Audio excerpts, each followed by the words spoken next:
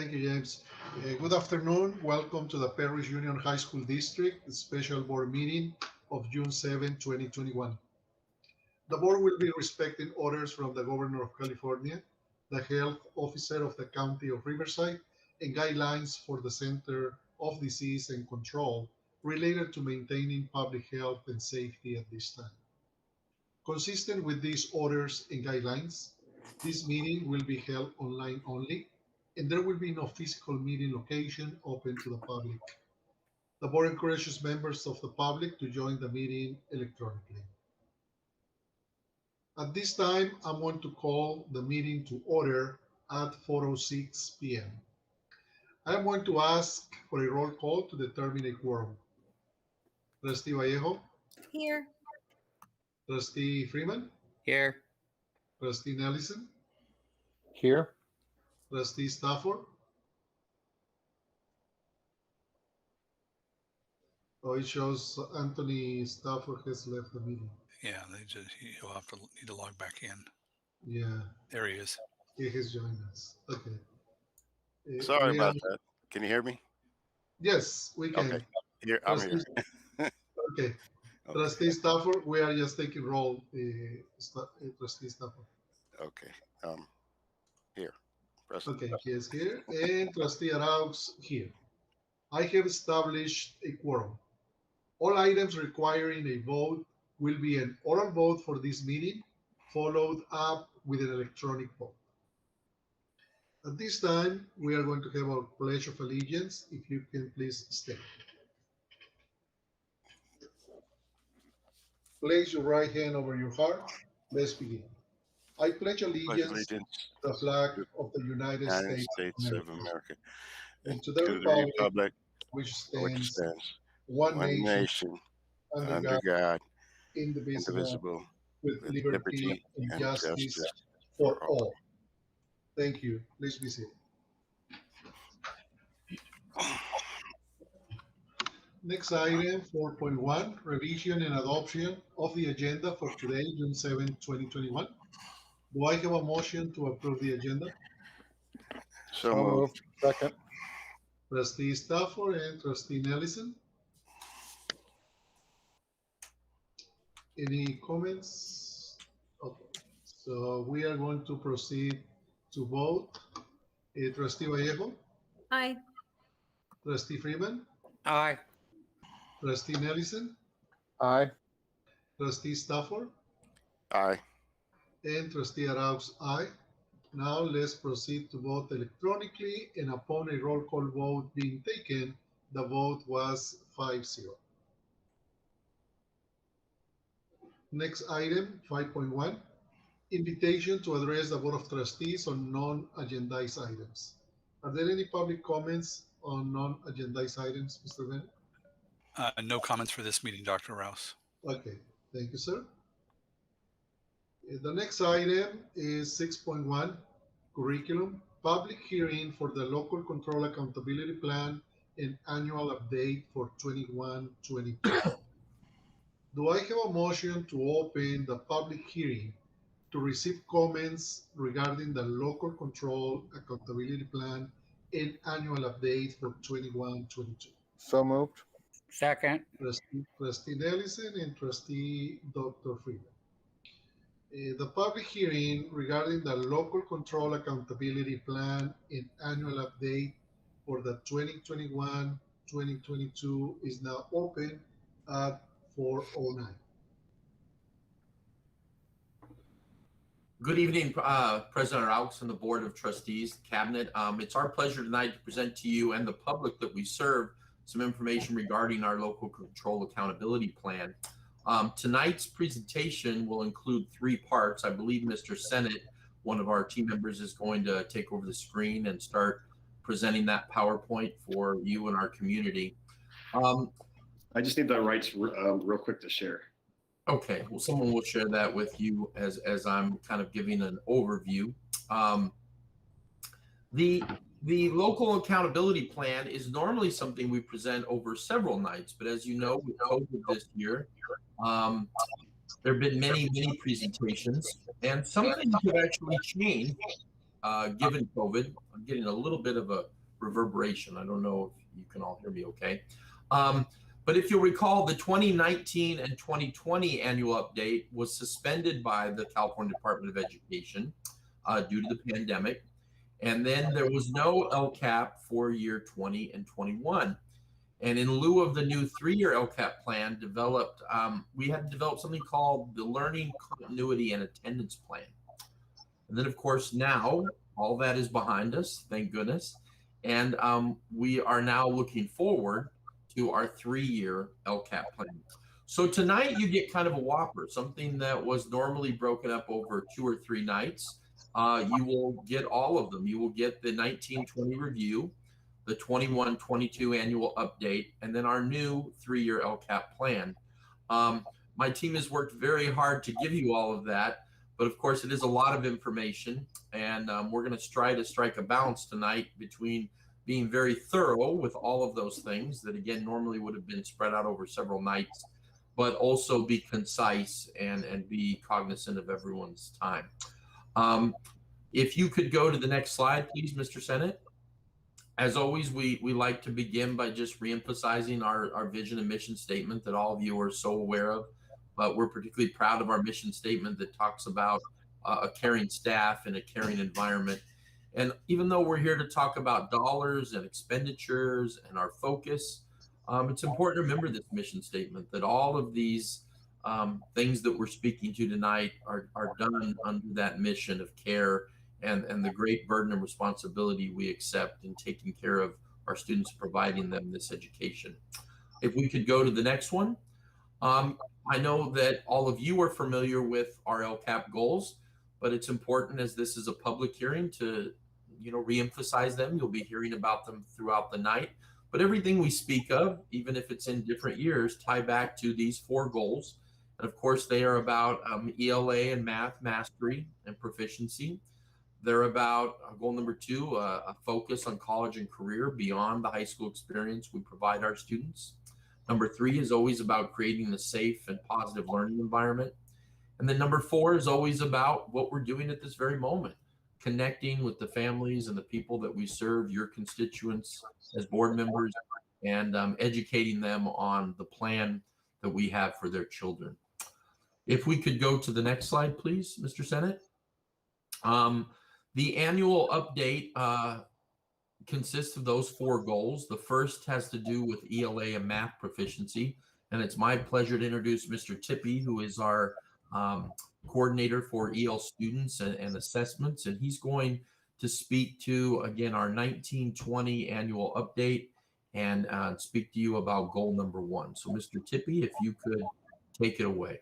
Sure. Thank you, Mr. Ruff. And as you know, the school closures interrupted most of our state testing. We were about halfway through both the summative Smarter Balance assessments and the LPAC assessments for our English learners. So a lot of the metrics that we use in the LCAP for goal number 1 were not reported by the state.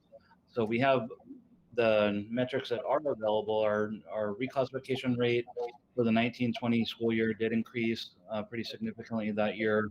We had really good test scores from the previous year, so that helped us out there. The LP, or the English Learner Progress Indicator, was not calculated by the state.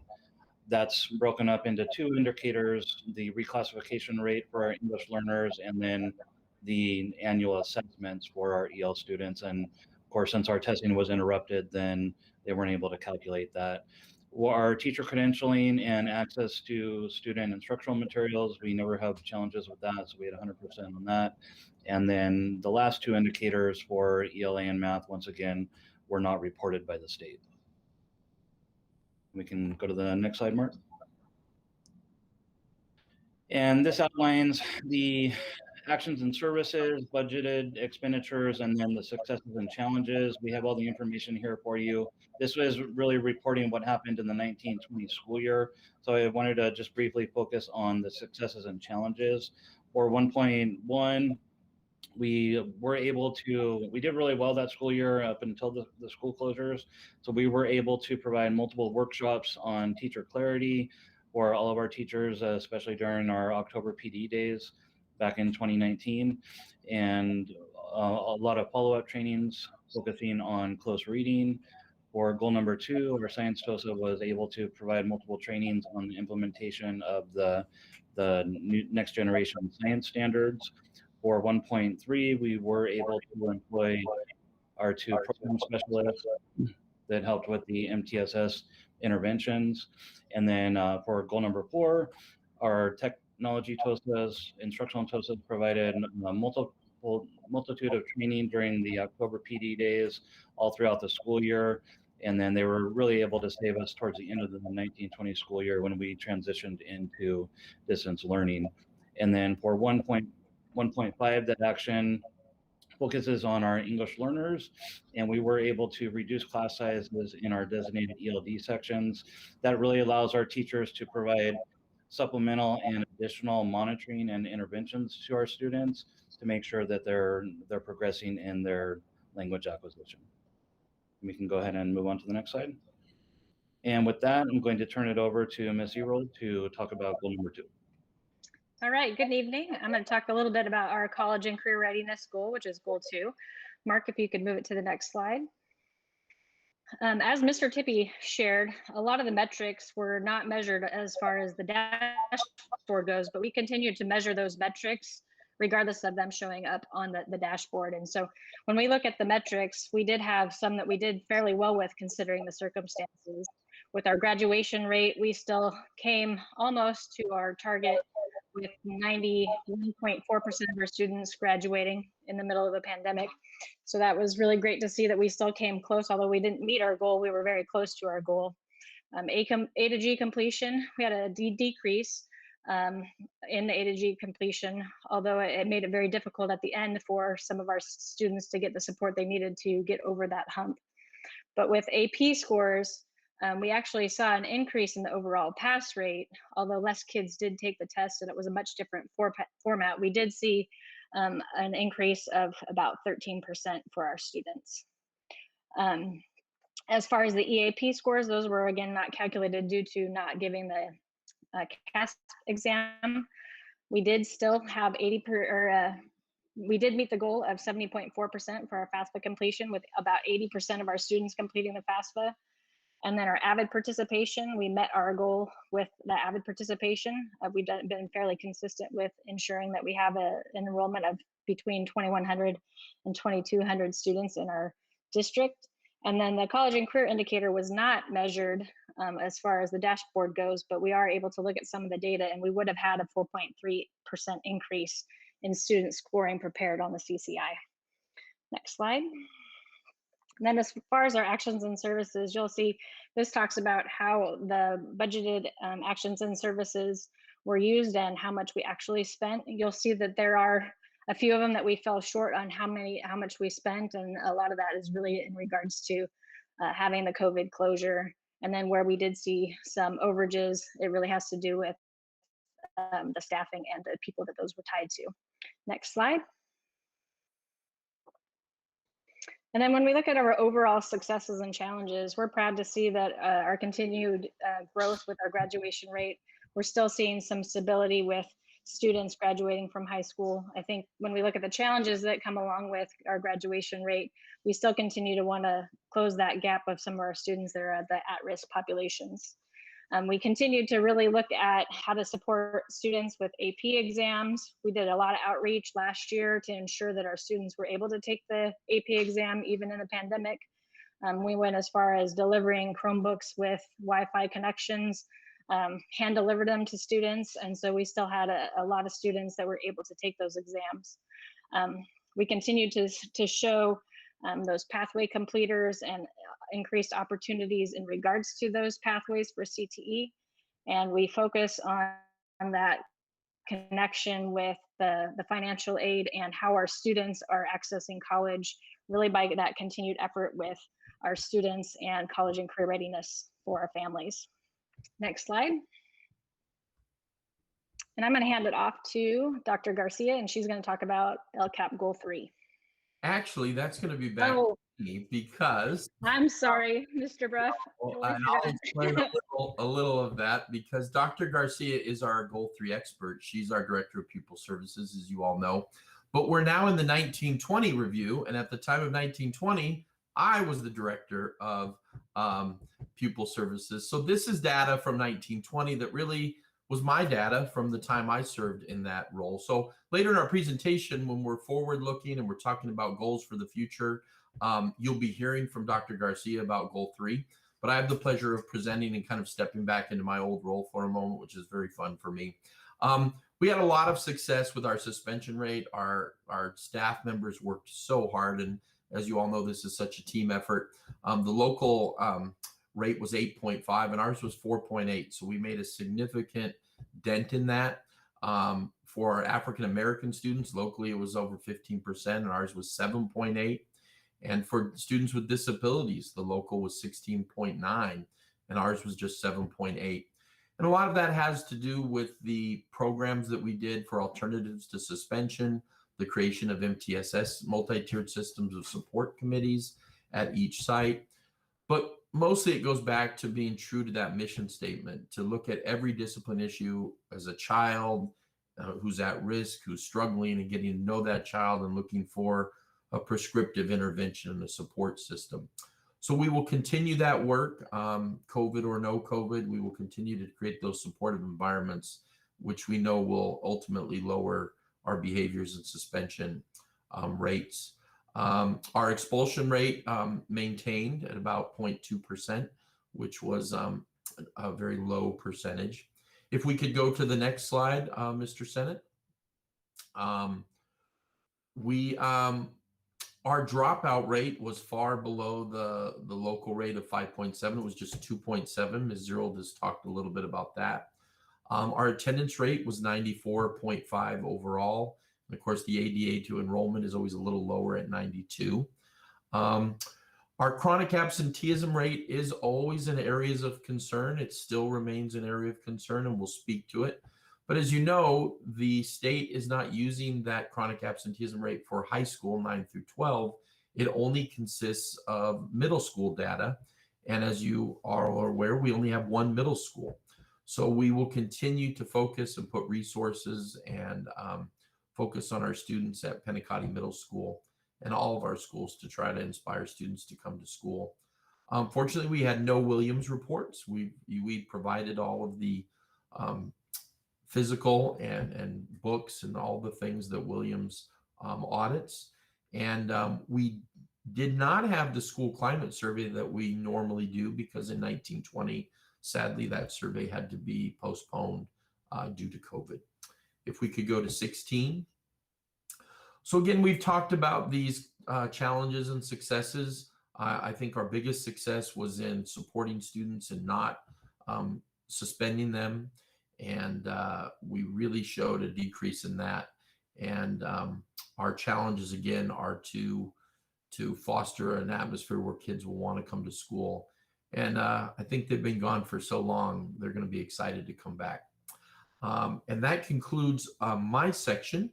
And I will introduce Diane Martin, who is, of course, our expert in all things LCAP and often guides us through these challenging reports. So, Ms. Martin. Thank you, Mr. Bruff. Thank you, Mark, for advancing to the next slide. Well, again, like everybody else prior to COVID, we experienced some significant increases in our metrics with regards to our parent engagement and outreach. So prior to COVID, we were able to increase our parent participation in many workshops and trainings across the district. So we're very excited to be able to build capacity for our parents. Not only through the trainings and workshops, but also through assisting them in creating parent portal accounts so that they can monitor their students. We had significant increases with the access of our social media up to 1920. And actually, when COVID hit, that was something that I think that we continued to utilize and was also very successful in disseminating and sharing information for our parents.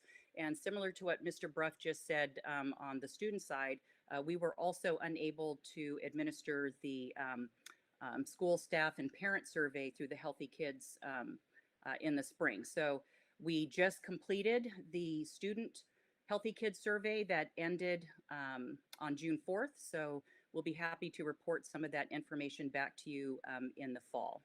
Next slide, please. So like all the other goals, we have a few actions that we address. Again, we were very successful in offering trainings and supports for our parents. We offered the CABE Project to Inspire. Of course, Peli is a huge goal for our district as part of our Goal 4. And each of these sites had action partnership teams that address SIPSA goals at the site level. A lot of mental health workshops. Counselors also reached out and was working with parents, especially as we were transitioning from in-person to distance learning. Some of the challenges that we did face, obviously, from the parent perspective, is that everything became virtual. So when school closed, we had to end, like everything else, in-person contact. And so we had to transition. And with that transition, we had to train our parents on how to access information. And Mark, if you'll go to the next slide. Some of the big success that we did have once we were able to establish a parent resources tab, which I know that we've shared with the board a few times in our past presentations this last spring. It's a one-stop shop of information that each of the schools have provided. It's a live Google Doc where parents can click on the resources and get up-to-date information specific to their school. We've also been able to use Zoom quite a bit because many of our families are outside the PUHSD family, and so some of our community members and families were able to access, and so we've been able to use Zoom very successfully. And with that, we've been also, which I think we will continue to utilize Zoom, is that we can also offer Spanish translation simultaneously. And so that really provides an opportunity for all of us to be together during a training. Next slide.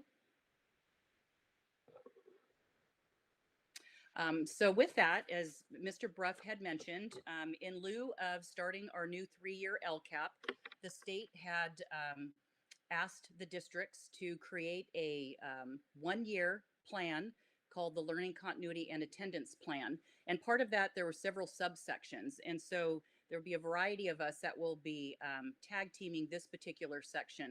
And so part of our responsibility was really to just provide you with the successes and challenges as part of the annual update for the, I say the LCAP, but it's the LCP plan. And with that, I'm going to turn it over to Emil, who I believe is going to start us off on the in-person instructional offerings. Thank you, Diane. Can you hear me? Yes. Awesome. So we've had the privilege of sharing with our board and families in prior board presentations the various cohorts we have provided for our English learners, students identified with educational disabilities, and students at risk for failing. And with that, we also initiated opportunities for our 12th grade students to participate in on-campus face-to-face instruction in a hybrid model. We provided training to 70 substitute teachers to support cohorts of students at all of our school sites. And a huge thank you to our technology department, as all students and staff had access to a device to support distance learning. Social emotional supports were provided by district counselors, social work interns, and ERMS providers through referrals and outreach to families. Mental health and social emotional resources were made available via Thrively, Ripple Effects, and Care Solace. And we did have our challenges as well. We had low student participation attending on-campus instruction for the hybrid model, and we documented mental health and social emotional needs increased in our district by quite a bit. And so Julie will head our next slide. And I'm going to talk to you a little bit about the distance learning program and some of the successes and challenges that we had through distance learning. And I think one thing that we'll all say is there's definitely some things that we'll take away from this experience that we'll continue to do. And we saw some really great things happen with some of the structures that we put in place for distance learning. We really focused on making sure that everybody had Wi-Fi access. We had personal contacts made by our counselors to all foster youth and homeless students to ensure that they had Chromebooks and Wi-Fi. We had counselors that performed student check-ins throughout the school year. If students weren't checking into their classes or their grades were dropping, the counselors really did a great job of reaching out and trying to reconnect students. We also did a lot of home visits to ensure that students and families had everything that they needed to be successful. And oftentimes we found that they needed some additional supports And by doing those home visits, we were able to provide those extra assistance that they may have needed to get reconnected to their classes. And then we had our special education staff really went out of their way to help support students and give them additional supports when it looked like the challenge with the auditory processing and really making sure that students understood the instructions for assignments and what assignments were required for them. But we also had some challenges. We did have some lack of consistency with students keeping up with their assignments. I think because a lot of students were in 7 classes, trying to keep up with all of their assignments in all 7 classes, it became very challenging for them, and really trying to help structure the schedule to support that was really important to make sure students could keep track of all of their homework assignments and their classes. The number of students, or the number of hours that students were engaged on the computer, I think we would all say the same thing, that it's been a struggle for us to be on the computer as much as we have been. And so knowing that our students are on the computers quite a bit with their classes was really demanding, and really demanding for our teachers, changing the way they deliver instruction, and really made it important for us to provide professional development to help with the implementation of distance learning. And then also just the poor attendance and participation caused by students falling behind. I think when we get a little bit overwhelmed, the students really started to check out, and that was really important for us to come back and re-engage students. And so we really put together a team effort to ensure that that was taking place. Next slide, please, Mark. And then just really focusing on learning loss. We've been talking a lot about learning loss and the ELO plan and how important it is to capture some of the learning loss that's taken place over this course of this COVID year. But we really put a lot of things in place to ensure that we captured that learning loss and we're able to measure that learning loss. And so looking at it through the lens of weekly teacher collaboration time on Mondays and Fridays with PLC time as well. Making sure that we are providing our students that needed school supplies, as well as anxiety kits to students that might be experiencing some high anxiety due to the pandemic. Reaching out and making sure that we're still doing assessments to see where our students are at and where they're falling behind, to ensure that we can get them caught up, and providing those interventions necessary to get them caught up. Creating common prep time in a digital environment to allow for teachers to collaborate and engage in their own professional development with their core content teams, as well as across the curriculum. We had wonderful support for our district coaches, both in the academic areas and in the technology area. We provided professional development the 4th Friday of every month to ensure that our teachers were keeping up with the demands and the needs of distance learning. And then also just making sure that we had a virtual learning center for students where they could go and get support for our special ed students. But again, challenges still arose during these times, and sometimes the validity and reliability of the assessments that students were taking remotely, there's different things in place that did not allow for maybe that reliability of students taking the test on their own. We did have reduced instructional time because of distance learning, having students meet with their classes every other day for each of the periods did not allow for as much instructional time with students. It was very difficult to perform the LPAC testing during the pandemic. I know that we're still continuing to do LPAC testing even through the summer to ensure that we do test all of our students. We did have an increase in Ds and Fs in comparison to our previous years. And it was one thing that we really tried to put out for our students was that there was online tutoring service. But the challenge came that we only had about 400 students that actually accessed the tutoring service. And then we just really want to make sure that we have a baseline moving into next school year to help support our students as they transition back to campus and move forward into the next school year. Next slide. Now I'm going to hand this off to Pauline. Hi, good evening. Can you hear me okay? Wonderful. So there were several successes in regards to mental health and social emotional well-being, which included the following. Pauline, yes. Hold up a second. I think Mr. Stafford had a question. I hate to interrupt you, but I had a question that we could probably address real quick. And this is in your area, happens to be. The non-grads, what was the final number of non-grads in the district? Does anybody know that number? I can't hear anybody. I'm sorry, I can speak to that. That number is, there's some students who are still making up courses, so we can get you the exact number, but that number is, changing daily. We can get you the breakdown by school if you would like. Yeah, and then the next step was, what is their next step to a diploma? Is there only Avenue Adult Ed? No, and that's a really important thing. As you know, as board members, we've voted to reduce the credit requirement to 185 rather than 225. So if they, or if you were a continuation student, from 185 to 130. So if you go to adult ed, the requirement is 165. And I can tell you, we have 18 students, actually now 17, one graduated today, who Ms. Zerold and Dr. Garcia were working on today to get them in summer school, to keep them in the fighting for that 130 goalpost that you all voted for.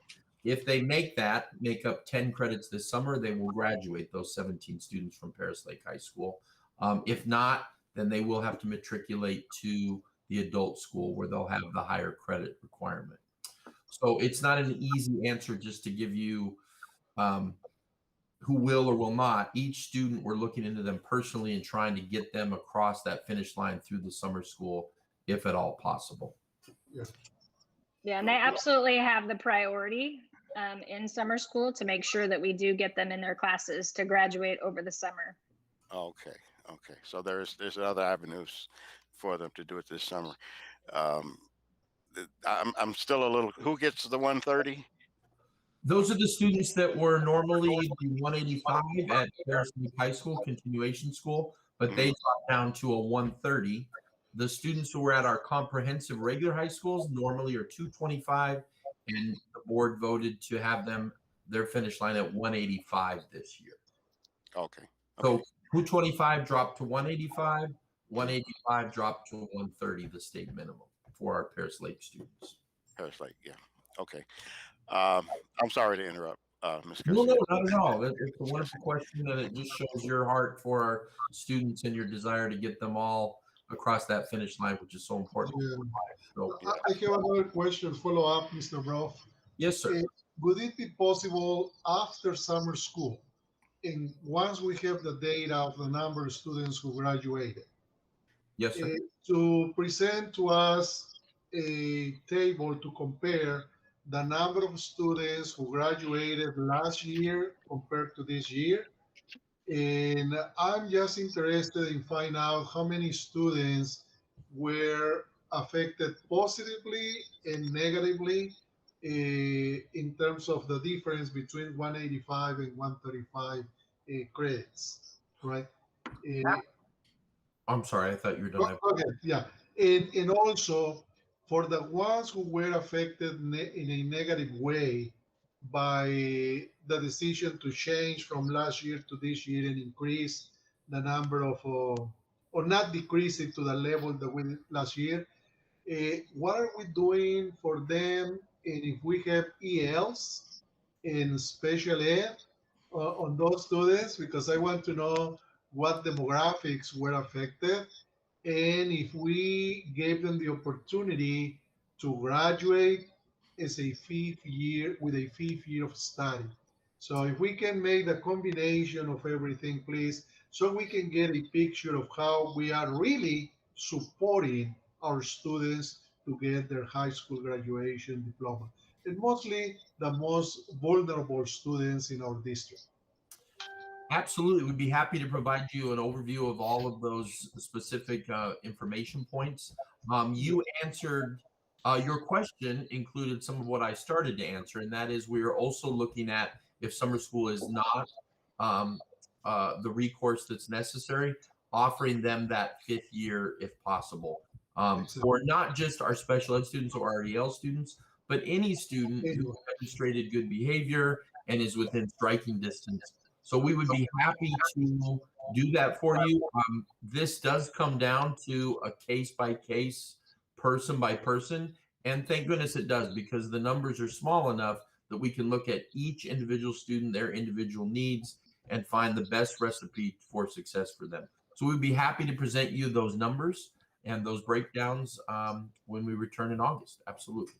Yeah, Mr. Brough, talking about that element of the graduation for ELs, I know that there is this law that allows our students for newcomers, I believe, It's automatically. I'm sorry. Yeah.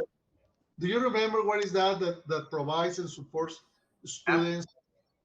Absolutely. Yeah, go ahead. I do. It's AB 2121. And originally that started out to cover foster students.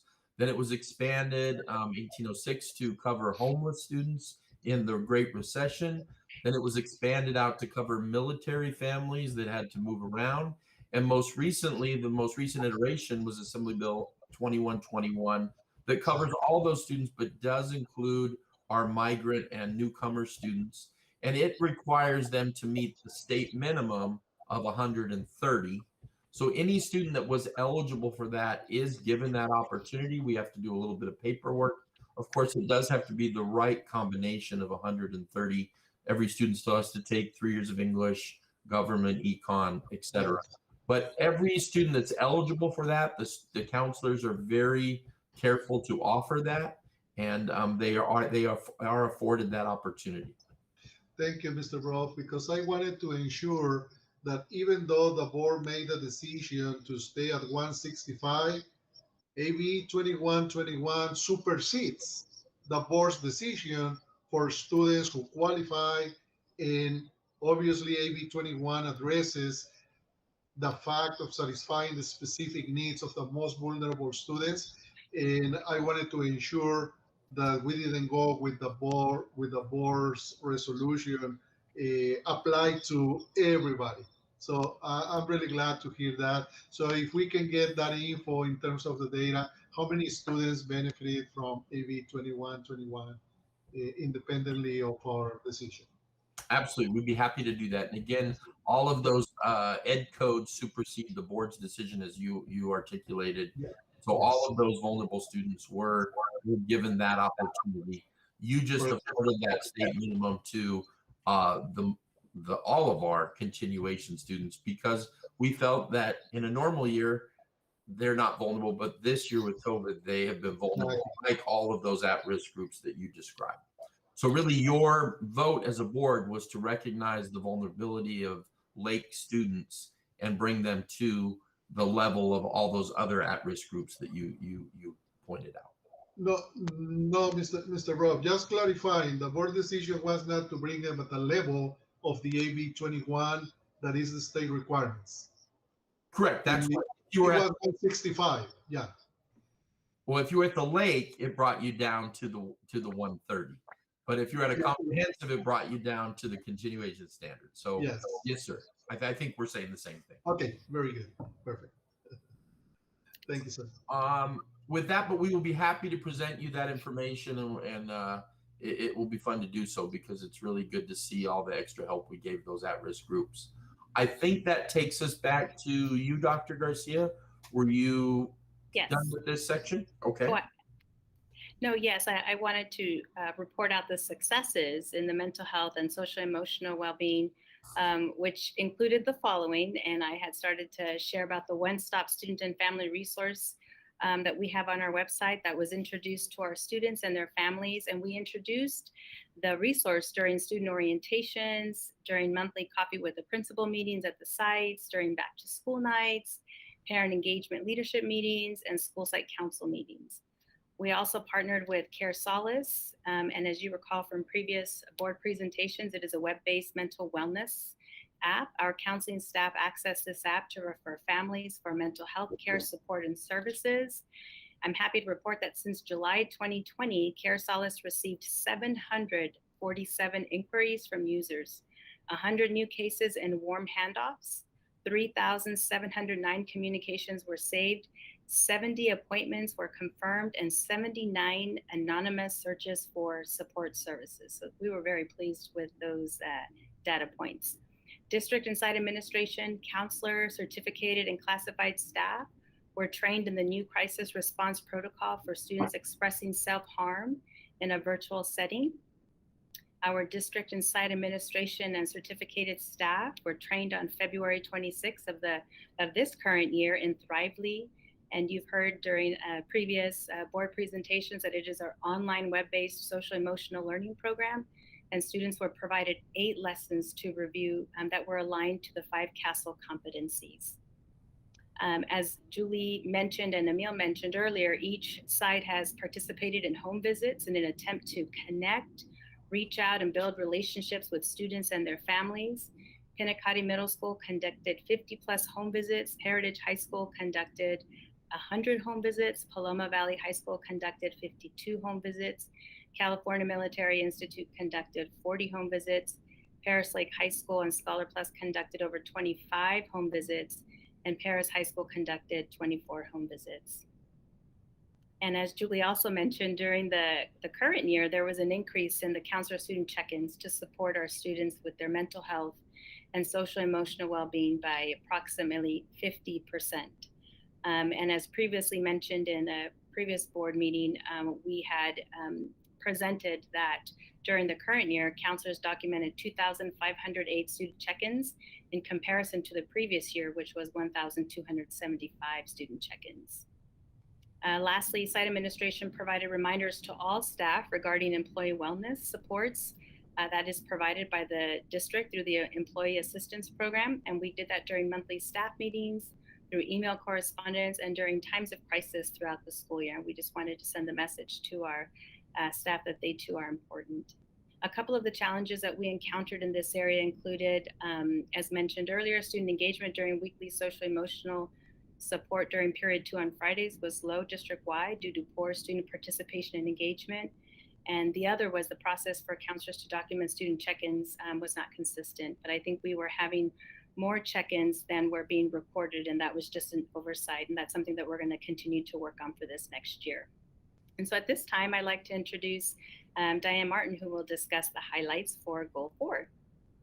Thank you, Dr. Garcia. And much of what she alluded to as well with regards to the parent resource tab on the distance learning website, our community engagement specialists, the community aides, all participated in maintaining current information on those resource links for parents to access, whether it was college and career information or mental health resources, as Dr. Garcia alluded to. We also had the parent resources where each of the sites had prepared informational video tutorials that were embedded in a Google presentation on how to check for grades, attendance, how they can reach out to counselors, and access other resources as well. So that was a huge success for us as we transitioned from in-person to distance learning. So we were very happy with that. As I had mentioned, Zoom was a big plus for us as parents. It was easier for parents to access virtual meetings through this particular platform, and of course having Spanish translation simultaneous really just assisted in the whole group feel. Part of some of the other highlights and successes, some of our schools did parent roundtables where it was parent-led. There were forums to really have candid conversations around the challenges that parents and families were having for distance learning. But I think over time, with the tutorials and our community aides really working closely with our parents and our families to train them on how to access and get ready to sign in with Zoom, I think was a huge success, and still connecting our parents and families to the work that we had to continue to do. But that doesn't go without saying that we didn't get all of our families. Some of them, obviously, as we all felt a little disconnected from the school sites working from home, we did realize, and through many efforts from technology and pupil services, in disseminating hotspots to those families who did not have internet access. But we still realize that many of our families, especially our Spanish speakers, did not have computers at home. And so a lot of their access to our information was via their phone. And so, we try to use all platforms of information for our families, but it was still a little bit of a challenge in that regard. And I think some of the other issues, which is not going to be a surprise to anybody, especially for our EL families, was just really having the resources to assist their children with homework, and some of the assignments was a challenge. But we're going to take a lot of these lessons and continue to move forward as we plan for the next 3-year cycle. Next slide. At this time, I would like to introduce the lovely Director of Nutrition Services, Audrey Mitchell, who will talk to you a little bit about some of the successes and challenges for school nutrition. Thank you, Diane. Good evening, everybody. So many of you guys already know Nutrition Services didn't stop.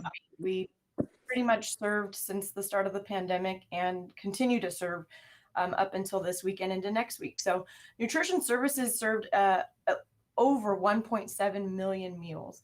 And that was to all of our deserving families in the area and our students that attend PUHSD. We had an outpouring of families who came through our lines every single week, Thursdays and Fridays, that would come through and pick up their meals for their kids. And the families absolutely loved it. So I know you guys are well aware of that. We can't talk enough about that.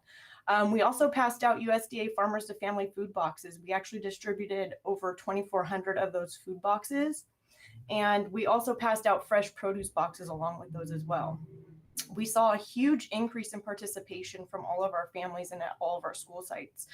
I think the biggest success that we saw was our evening service. We provided an evening service on Thursdays for families that couldn't pick up during the school day. And we had our meals given out during the 3 to 4:30 p.m. time frame, and families enjoyed that, and we're so grateful for that. We provided, sorry, I'm hearing a lot of background information or noise. We provided a variety of menu options. We also provided a variety of breakfast and lunch options, but you'll also see in our challenges that it was hard for us to procure some of those items. Like I mentioned before, families were extremely grateful for all the items. I can't tell you how many families came through our line and thanked us every single day, and thanked the staff for being out there every week. We never had to shut down one of our COVID locations due to, not our COVID locations, but we never had to shut down one of our school sites due to COVID. And that's huge. We knew a lot of districts actually had to close some of their school sites because COVID was running rampant through their kitchens. So we got very lucky, as it didn't really affect us in our kitchens, and we kept going every single week. Our staff worked together great as a team every week. We hardly heard any complaints from our staff. They were just more happy to pass out food to the students and the kids and the families that were coming through the line. We did face a lot of challenges, and I think a majority of our challenges we definitely saw in the beginning because we never had to face this before. In our department, obviously, this was an unprecedented time, which everybody hates that word and nobody likes to say it, but we didn't know where to begin. And of course, we just adapted to the changes, and we faced our challenges. And one of those was procuring a lot of the individually packaged food items or individually wrapped items. So, the corn dogs were wrapped, the pizza slices were wrapped, the Uncrustables were wrapped. But if you think about all the school districts in the different areas, they're purchasing the same items. So a lot of the times our orders would be shorted, or we would have to source our items from other vendors. So that was really difficult, especially in the beginning of the pandemic. But as our menu changed, our vendors changed, and they were able to adapt with our menu as well. With the addition of the prepackaged foods, we did see an increase in food costs. But, with that addition of the food costs, our participation definitely outweighed the increase. Families were forgetting also to come through our grab and go meals. So we would have families who would come by one week and then they would forget to come the following week, and then they'd come back another week and say, oh yeah, we forgot you guys are doing this weekly. So we would send it out via social media, Blackboard messaging, Peach Jar. I would email the city of Menifee, city of Perris. I'd make sure they would post it on their social media platforms. So we did a lot of outreach with our community and our families as well. Another challenge that we did face was storage. When you're storing large quantities of food, it calls for large storage areas. And I cannot tell you how many times Rick and I walked into some of our kitchens and the refrigerators and the freezers were jam-packed to the door with crates full of food. And we would have, circulation issues in the refrigerator and the freezers, and we would get alerts at 2 o'clock in the morning saying our freezer was shutting down. But it was just because there was no ventilation, there's no airflow in that freezer because it literally was packed to the very top. So although we faced our challenges, we definitely had more success. And I think our biggest success, like I mentioned in the very beginning, was that we served 1.7 million meals to all of our students of PUHSD. So that's just a huge accomplishment. And that's it on my end. Well, we want to thank Audrey and Nutrition Services. Obviously, what we do is far beyond providing just, book learning for students, and feeding them is such a vital and crucial thing. So you guys have been real heroes, Miss Mitchell. This sort of concludes the retrospective portion, and we're about to turn to the forward-looking, what the 3-year plan is. But Mr. Stafford, I wanted to come back and give you those exact numbers. The non-grads for Paloma Valley High School was 1 student. For Perris High School, 19 students. For Heritage High School, 3 students. 5th-year students who will be allowed to come back and finish up next year are 10 at Paloma Valley, 12 at Perris High School, and 4 at Heritage High School. We will come back and honor your request, President Rout, and give a much deeper dive on those subgroups and all of that. But I can tell you that the numbers I just gave you verbally, all of you, that they would be far greater, far more significant had the board not voted out of kindness to lower the graduation requirements and speak to the vulnerability of our students through this terrible time. So those numbers are very low, but again, they're low enough that we're looking at each child and their individual, each student, or I guess young adult. These are our seniors, right? Each young person, their individual needs, and how we can support them right to the end, to the finish line. But we'll give you a much deeper dive later. Excellent. Okay. Thank you, Mr. I saw Mr. Dr. Freeman raising his hand. Go ahead, Dr. Oh, I'm Freeman. sorry, sir. Mr. Freeman, Dr. Freeman. Thank you. With the report on the nutrition program, I don't expect this to be answered now, but I would like to know for the future, what would it take for us to be able to continue this beyond the pandemic? I mean, when you're talking about the social emotional, one of the first things that we think about is that their survival level is you have to be fed. As a kindergarten teacher, I always knew if my kid came to school was hungry, that unless I provided him something, they weren't gonna do anything. I'll definitely answer that right now, Dr. Freeman, if everybody's okay with that. And that's a great question. So the USDA and the California Department of Education just approved a memo about a month and a half ago, 2 months ago, that would allow free meals for every single student up until June 30th of 2022. So free food will be provided for the 21-22 school year, free to every single student that attends PUHSD, and free to all children 18 years of age and younger. So we will be continuing our program throughout the summer and also in August. When the students come back on campus, obviously our #1 priority is feeding all students on campus. And now that meals are 100% free to all students, they'll be able to come into the cafeteria. They don't have to worry about paying. They don't have to worry about filling out a meal application. So that's up until June 30th of 2022. Unfortunately, I can't tell you what the future holds after 2022, but a lot of our school sites, so you do know this, and everybody on the board, are community eligibility provision, meaning we serve free meals at CMI, Penn, Perris High, and Perris Lake.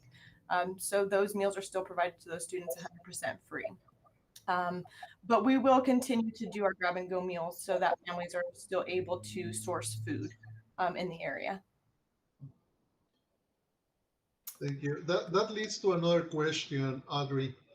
How are we coordinating with Perris Elementary? Because we are providing the food to anybody 18 or younger. That means even students who are not in elementary school, right? 2 years old, 3 years old, anybody who shows up. Are we supporting members of our community who live close to Perris High School, who are in first grade, second grade, or we send them to Perris Elementary?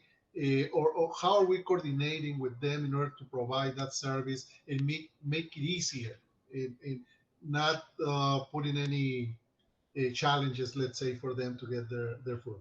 I'm just wondering, how are we supporting the whole community? We are supporting the entire community.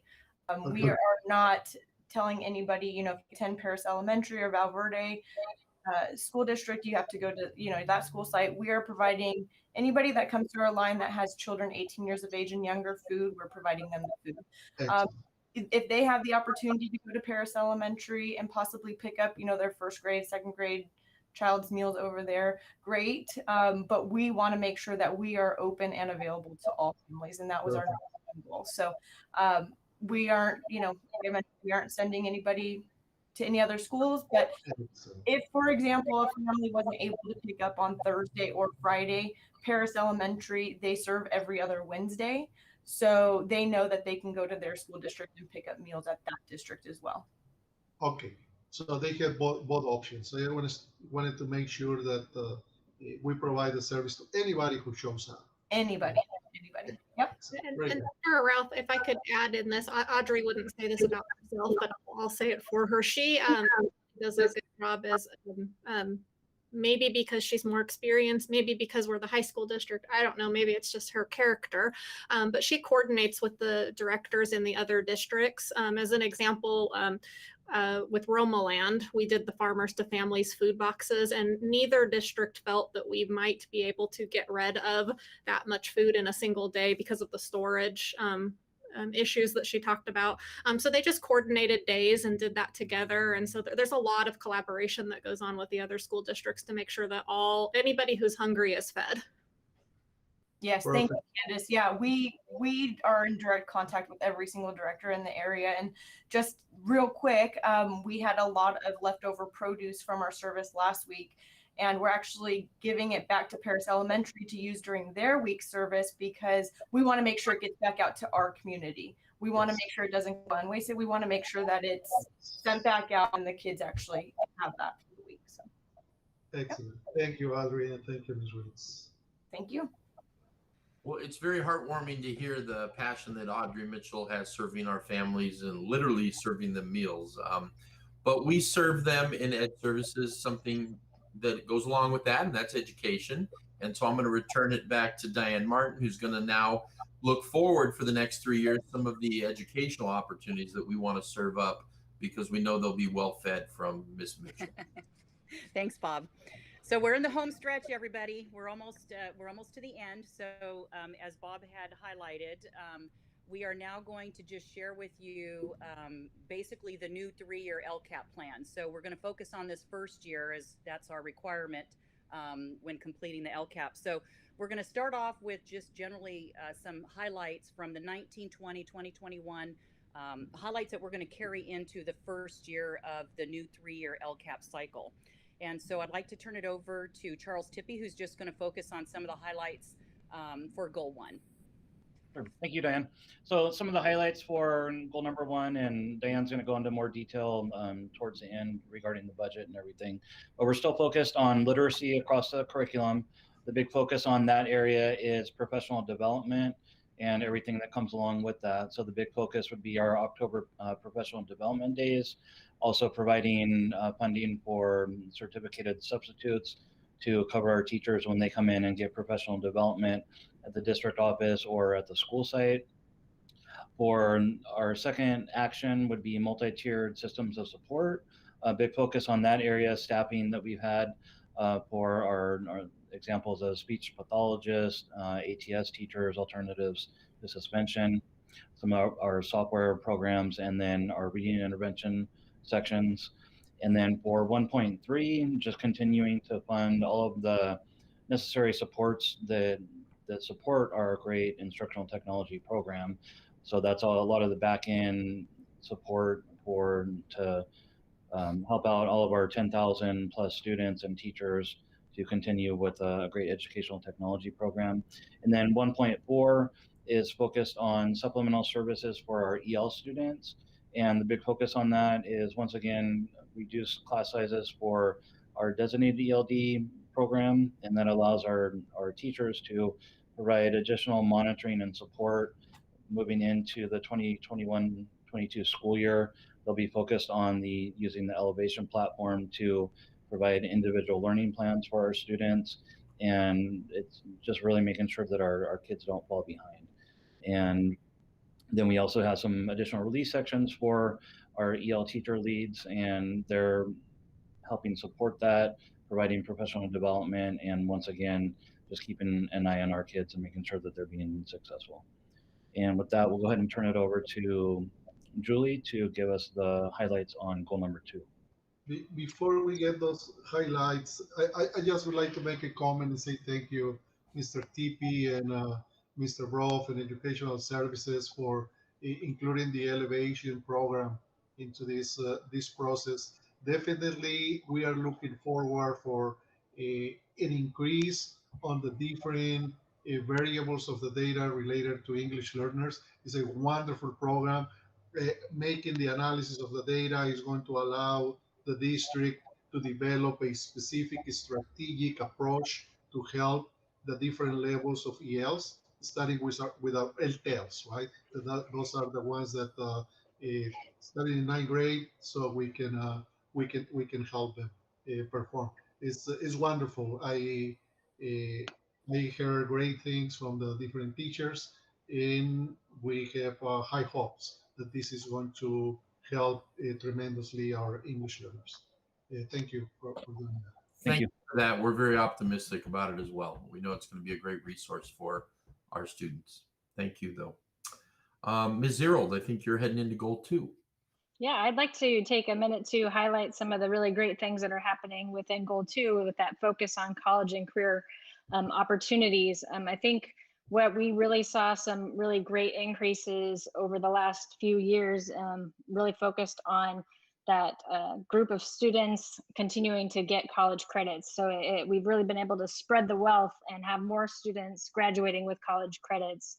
And that's through the use of articulation agreements, dual enrollment course offerings, AP course offerings, allowing students to take the AP exam and get college credits, increased concurrent enrollment opportunities. We've worked hand in hand with MSJC to increase those offerings for our students on our campuses, as well as at the college, as well as improving and increasing those CT courses and pathways available for students, making sure that all students have access to meet that CCI indicator and be prepared when they leave for their post-secondary plans, their future.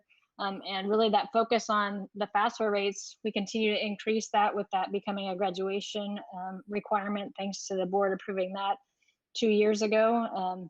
It was definitely a challenge going into the last 2 years with the pandemic kind of influencing that, but to have still an over 80% submission rate for our students with FAFSA, I think that's incredible. That really is a tribute to the hard work of the counselors, really having those conversations with students and ensuring that parents and students are highly educated about what FAFSA is and the opportunities that it provides, as well as the DREAM Act. We've spent a lot of time working with TODAC and ensuring that that communication is available for our parents that have hesitation in regards to the FAFSA and DREAM Act completion. But we just continue to see more and more of our students really taking on that opportunity to go to post-secondary opportunities. And with that, I'm going to hand it off for goal number 3.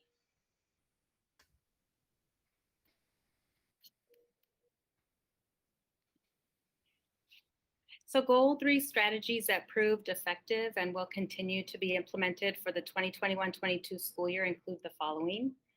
Each school site has established an MTSS committee to develop site-based implementation components of multi-tiered systems of support, specifically positive behavior intervention and supports. This last year, several monthly professional development opportunities were provided throughout this year to prepare and support our staff for distance learning. These opportunities were scheduled on the 4th Friday of each month and proved to be very successful. As mentioned earlier, during the 2020-21 school year, there was an increase in counselor student check-ins to support student mental health and social emotional well-being, and that increased by approximately 50%. So as Julie mentioned earlier, the counselors have worked very hard to remain connected with their students to help establish those healthy skills. The district has also worked with a consultant to develop a comprehensive alternative to suspension or ATS program at the school sites with the highest suspension rates. Data indicated that the implementation of the ATS program resulted in a 10% reduction in suspensions at these school sites. Considering the success of ATS, we will continue to implement the program over the next year. The district also entered into an agreement with universities to acquire social worker interns, which added support for our at-promise students. And during this current year, 108 student referrals were made to provide students with that additional support to help them be successful. In the 2019-20 school year, the chronic absenteeism rate for the district was 18.1%. As a result, the district provided all school sites with additional funds to incentivize students to attend school. And lastly, 2 attendance specialists provided support to all sites with making phone calls, home visits, and student and family follow-ups. With that, I'm going to hand it back to Diane to review the highlights for goal number 4. Thank you, Dr. Garcia. And as I wrap up 19, 20, 20, 21, and then looking into next year, we're going to continue our efforts for our LCAP Goal 4 to focus on Pele and having a strong ATP teams at each of the schools. We'll also be having a district level ATP team so that we can continue our focus in working with our staff and our community in building more effective and efficient means of communication between school and home. We'll continue our efforts with our parent volunteers. For those of you that have been with us for a while, we've revamped our whole process. We have a core group of parent volunteers at each of the sites, and we're very happy to continue working with them, especially back in person. So we're looking forward to continuing to build our parent volunteer teams.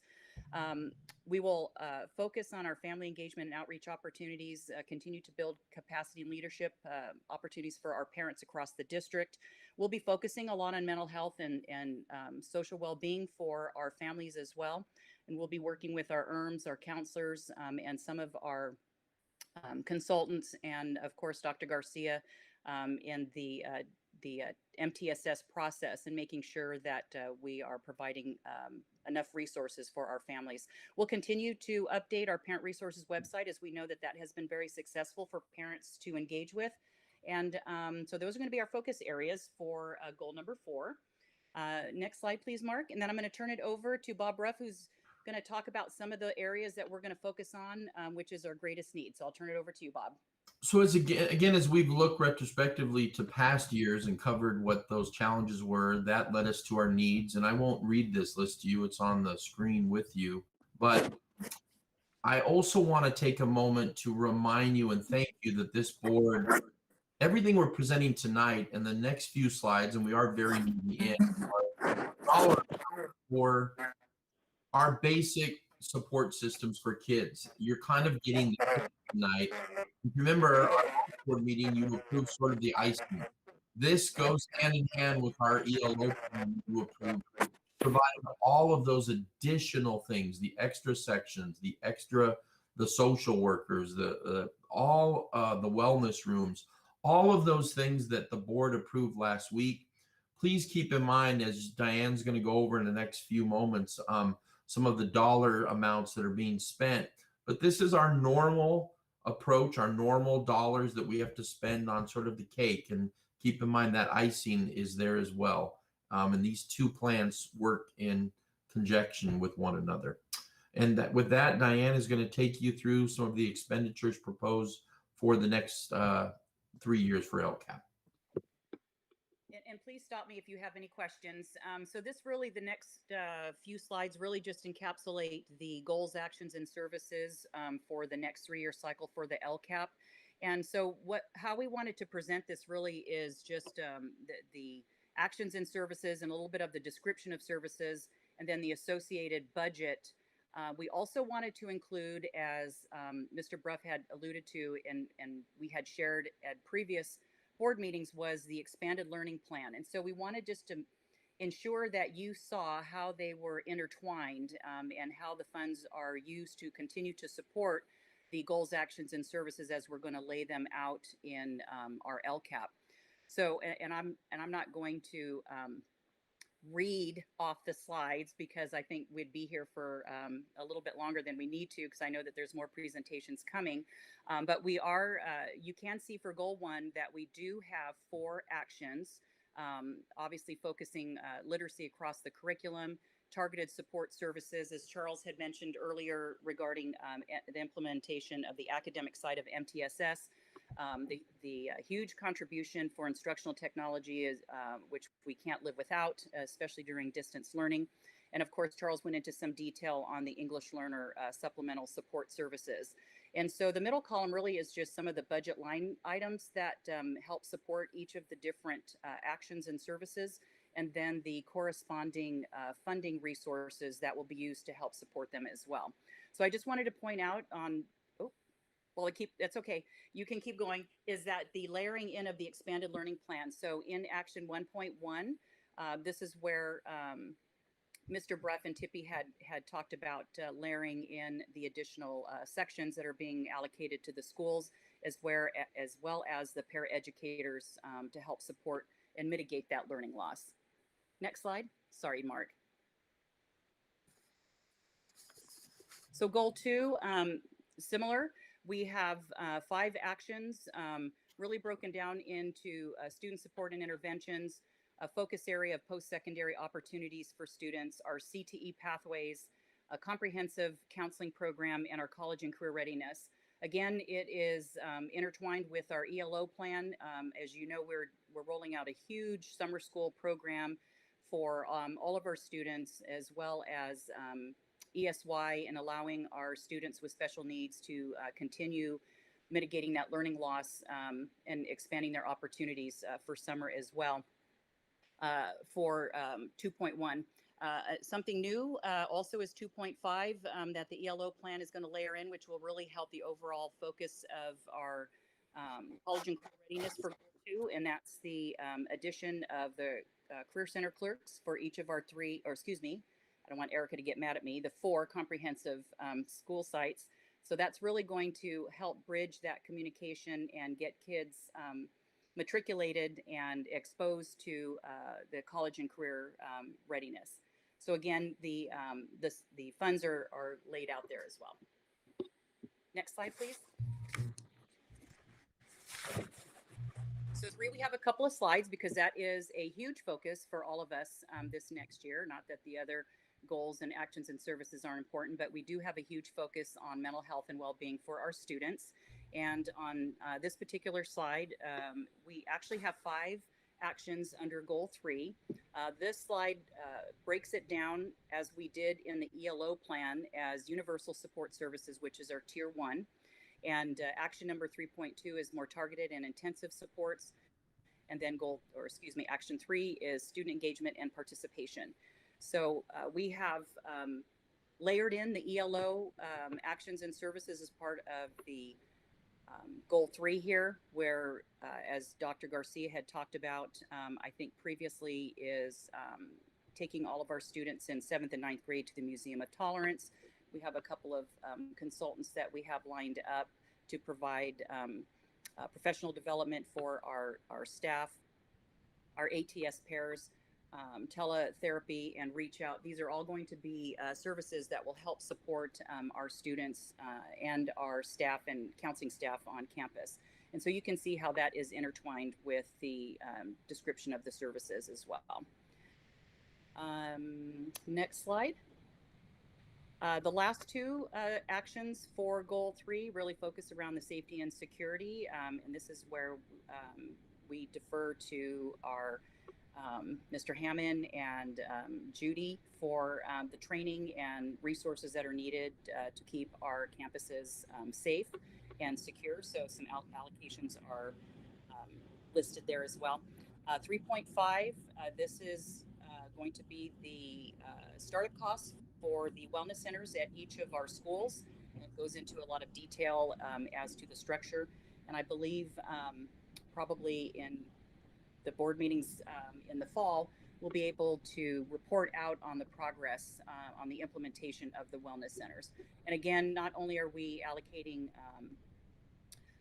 ELO dollars for startup costs, but we are allocating some additional funds from our LCAP as well. Next slide. And goal 4, my favorite goal. We're going to continue to focus on the 4 actions that we felt have been very successful over the last 5 years. We are going to, as part of the ELO plan, we are going to be working with our local community to establish a community hub. So that is very new for us, but we're looking forward to implementing that within our community under the ELO plan. But we'll definitely be reporting out to you what that looks like, how successful it has been, but we would like to continue providing services in the community, especially around health and wellness for our families in our community. Next slide. And I think we are almost there, everybody. Almost. Okay, the last one. Okay, second to the last one. This is just a summary of all of the supplemental concentration dollars, as well as our been allocated and budgeted for the 21-22 LCAP year. So that just kind of gives you a rundown by goal, the allocations for supplemental concentration. And then the next slide, which I believe is the last slide. As usual, we receive feedback from RCOE. So we do what we call a fast pass. We send them the draft LCAP and they review it and they provide us with feedback. And so part of that feedback is going to allow us to correct some of the some data points and just some language, some minor upgrades. And so we're going to be working on that feverishly for the next few days. As we know, our LCAP needs to be posted, I believe, by the end of this week. And then, of course, we're going to ask that you approve it on June 16th. But please note that this is a public hearing, and so that we might have some feedback that might be coming in. And so we're going to do our best to capture any of that feedback to embed it into this planning process. And so our goal is that what we present on Thursday for the upload is going to be a final draft. But I always like to put out my little cautionary note that sometimes we might have some minor changes that get picked up by the county. And so we're hoping to present you a final draft by the end of this week. So with that, I'll open it up for any questions for any of our esteemed colleagues to answer. And Bob, you look like you're ready to say something. No, I was just going to thank the board for their patience. Again, you got a 3-for-1 tonight, and thank our community for this is a lot of information, but it's important that we give it to you. And as Ms. Martin said, we look forward to any feedback that we get. Because it is a partnership with our communities that we serve. I don't know, were there any questions, President Rouse? Yes, Mr. Ruff. I have a question. First of all, thank you for the wonderful presentation and being comprehensive. I just have a question in terms of goal number 1 of the CAS for ELA and math. We didn't administer the CAS this year, right? However, we were required to administer local assessments because we still want to monitor improvement of our students. So the baseline for next year is going to be the local assessments. I'm just wondering, and I'm sorry if Ms. Cyril mentioned that in goal 1, and I miss it. What were the local assessments that we use in ELA and math? Well, I see Mr. Tippy kind of in the harness there, so I'm going to defer to him as the director of assessment and accountability. So I'm going to let the Director Tippy respond to that one. Sure. So a really great question. Our district elected to administer the summative SBAC assessments, the CAS. So we did administer those summative assessments. And one of the big reasons for doing that for us was so that we could use that data in the LCAP and monitor our student progress to use a baseline for the future dashboards. The only caveat to that, Dr. Raux, will be that, with distance learning, it was harder to get the 96, 97% that we would normally find. But a huge push was made by our sites, and we did administer those CASP tests. So the CASP tests were administered. Yes, sir. Everybody, all the 11 graders, they took it. Yes, our participation rates were significantly lower than previous years, but all of our sites administered the summative. Yeah, and that's understandable if we didn't get the 95% due to the challenges of EL. Yeah, and that answers my next question. That, as you know, if we didn't do it, I was going to ask about the students who attend CSU, and they are required to have the EAP for the AAP. Part of the CASP was part of the early assessment program, but there's no need to address that, right? Since they have the opportunity to take it. Yes. Okay. All right. That was a major consideration and a tipping point for why, when we debated whether to administer the CASP or not, that what you outlined was, to support our students was a tipping point. Okay. Very good. Thank you. Yes, sir. Are there any other questions from the board members? No? Okay. So would this conclude the presentation of this item? Yes, sir. Excellent.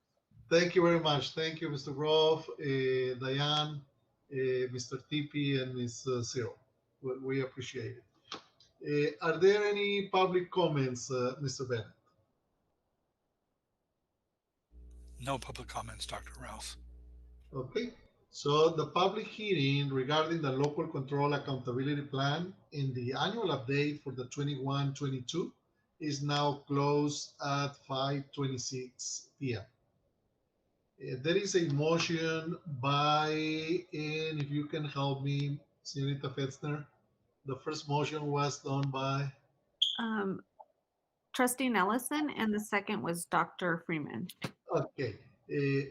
At this time, there is a motion by Trustee Ellison and a second by Dr. Freeman to receive for review and consideration as part of the first reading the local control and accountability plan and annual update for the 21-22 school year. I'm a little bit confused here, Mr. Bennett. I'm going to need your help. If this is the first reading, then what are we going to vote on?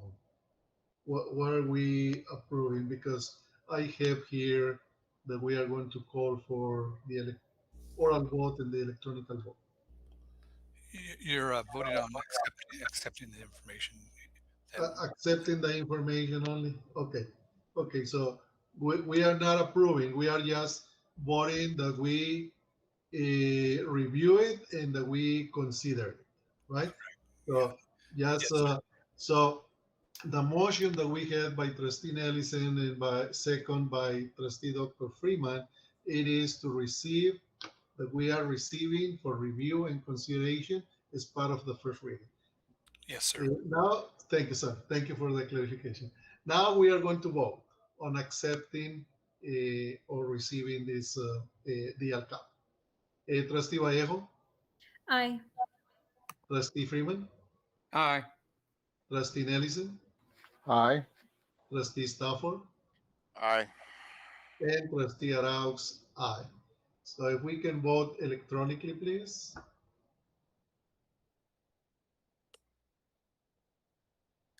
And upon a roll call vote being taken, the vote was 5-0. The next item is an action item from the Business Department. We have a public hearing regarding adoption of the 21-22 district budget. Do I have a motion to open the public hearing to receive comments regarding the 21-22 district budget? So moved. Trustee Dr. Freeman and second by Trustee Stafford. Therefore, the public hearing regarding the 21-22 district budget is now open at 5:29 p.m. And now Candice and Alicia will provide a presentation at this time. We will. So good evening, Board of Trustees and Cabinet and any stakeholders out there watching this. The LCAP public hearing and the budget public hearing. That's a mouthful, go hand in hand. I am going to split this with Alicia tonight. I'm going to cover the California state budget, specifically the May revise, and then Alicia will get into the details of our district budget. So without any further ado, you guys are seeing that okay, right? Looks a little, okay, thank you. I saw you first, Ms. Vallejo. So we're gonna first start with the California state budget and specifically the May revise. One thing to note on the May revise is that this is Governor Newsom's last statutory step before the state budget is adopted by June 15th. So what we're going to present tonight is what the governor proposed, and there's been a lot of steps that have taken place since the May revise has come out, but this is the actionable report that we have in which to build our district budget on. So I'll start by saying, boy, what a difference a year makes. Remember when we were talking last year about the May revision and how we built the district budget, we were talking about, as was included in the May revise, 10% cuts to LCFF that would be triggered off potentially if there was a federal backfill. So the picture this year is certainly a lot different, and that is good news. And so what the Newsom administration has done is updated their revenue projections and proposals based on the latest cash receipts and economic forecasts. And both of those things are positive, and that yields a positive proposal for the budget and ultimately for school districts. So we're very pleased to report on the budget this year. Whereas in past years, even as most recently as second interim, you know, I kind of feel like when Alicia and I are before you, we don't intend to be this way, but we feel a little bit like we're doom and gloom all the time. So we're happy to be here tonight with a little bit bigger and better picture. So you may have seen, if you saw the governor's release of the May revise, the theme, California is roaring back from the pandemic that we've all been experiencing for about a year and a half now.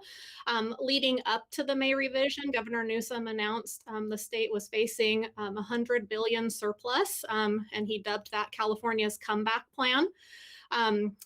And that's quite different than the forecasted $54 billion deficit we were talking about just a year ago. So quite a different picture. And while the state coffers are in overrun, that's not true for all Californians experiencing the same thing. And I think it was you, Dr. Arrell, that alluded to that in a different subject matter in the last board meeting. And that's never been more true than following than this pandemic. And that's important to remember because California's unemployment rate in March was 8.3%. So while we're talking about good things for the school district, it is still important to remember that that's not true for all Californians, and many of those people are our stakeholders. And that's why I think it warms all of our hearts so greatly when we hear Audrey, as an example, talk about what we're able to do for the community. So we do have this wonderful May revise. I won't try to be doom and gloom here, but we do have to remember this is a spending proposal that is very robust. Arguably, it's aggressive.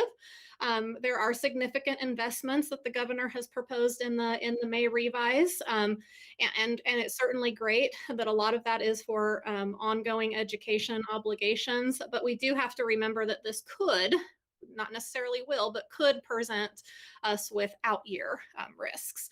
So with that, let's get on to the good news. Let us take a look at our education funding for next year.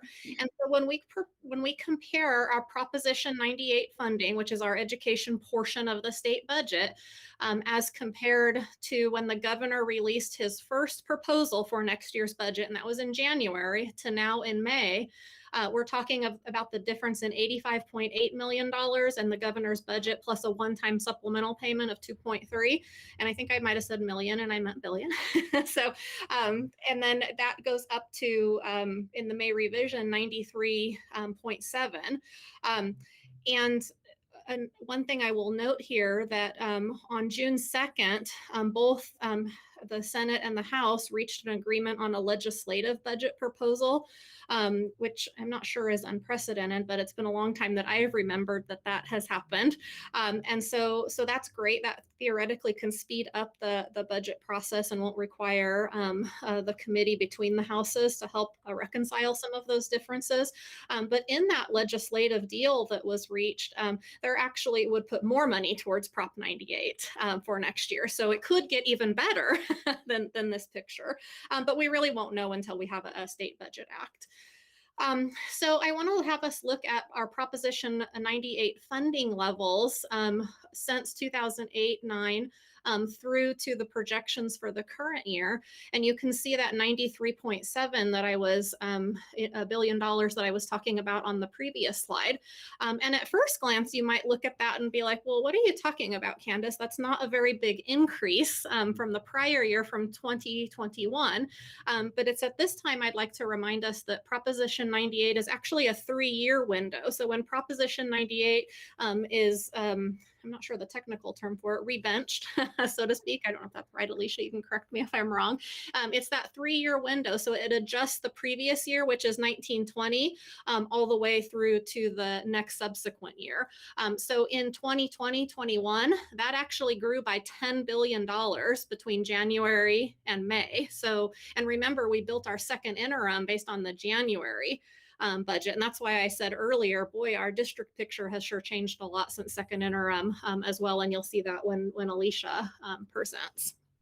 When I talk about this next slide, I want you to keep that $10 billion difference in mind here. So this table just compares some of the major funding items, the change from January to May. So there's an increase in LCFF, there's an increase in the Proposition 98 minimum guarantee, as I spoke of. And when I talk about 2020-21, it's also important to remember that in the current year, we are working off of a 0% COLA. And that's because of what those projections for Proposition 98 were originally for 2021. Now, in the budget proposal, we would actually have a compounded COLA. So what you see there, if we look in the May revision column, where it talks about the 2021-22 compounded COLA of 4.05%, the statutory COLA for next year is actually only 1.7%, up from 1.5% in the January governor's budget. But then what has been decided is that will be compounded with the essentially unfunded COLA from last year. So that's good news for us to have a higher COLA than we would have had. Adding on to that good news, the governor has proposed, and the legislature in their deal have also agreed with this. So I think we can count on what is now being dubbed the mega COLA, which is adding another compounding factor on there of 1% to get us to 5.07%. And I heard, and now I'm seeing a hand, Dr. Freeman. Thank you. You mentioned the compounded COLA, but I see that the footnote at the bottom says only special education and community college funding formulas will receive it. Yeah, so what that means, that's a great question. So thank you for asking that. So typically special ed, we don't know from year to year if they will be getting a COLA. So not only is special ed receiving the COLA, they're getting the compounded COLA, but the mega COLA actually only will apply to LCFF. It will not apply to special education, and it will not apply to other programs. All of the other categorical programs in the governor's budget proposal would actually only get the statutory COLA of 1.7%. It's looking like in a legislative deal, our categorical programs will also get the 4.05%. But again, these are just so many of the things that are up in the air. But we're actually, but that is a good point, Dr. Freeman, because we're actually working off of 3 different COLAs for the first time, the statutory COLA, the compounded COLA, and the mega COLA, each applying to different programs. Does that answer your question? More or less, yes. Thank you. Okay, great. Candace, I had a question. Oh, I'm sorry, Tony. Yes, go Okay. ahead. Well, it's if the money's going to go to special ed, isn't that like a cost avoidance for us, where we would end up shifting money? Yeah, that's a great way to term that. So for those that may not understand what Mr. Stafford is referring to, is the contribution or the encroachment that special education has upon the general fund. And so it's certainly not going to negate that, but it will help that out because as we all know, our special education costs increase rapidly year over year. A great question as well. Okay. Thank you. You're welcome. There's a number of other proposals that are in the budget that relate to K-12 education. I am not going to go over all of them. It's kind of like every year, it's everything but the kitchen sink. So I chose, I think, 7 of them to put in the presentation that I think you have access to. You can read about a little bit more. We don't know that all of them will go through. What we know so far is that the legislative deal accepts all of the governor's proposals, but funds them at lower rates. One I do want to talk a little bit about is there's a proposal for a new concentration grant.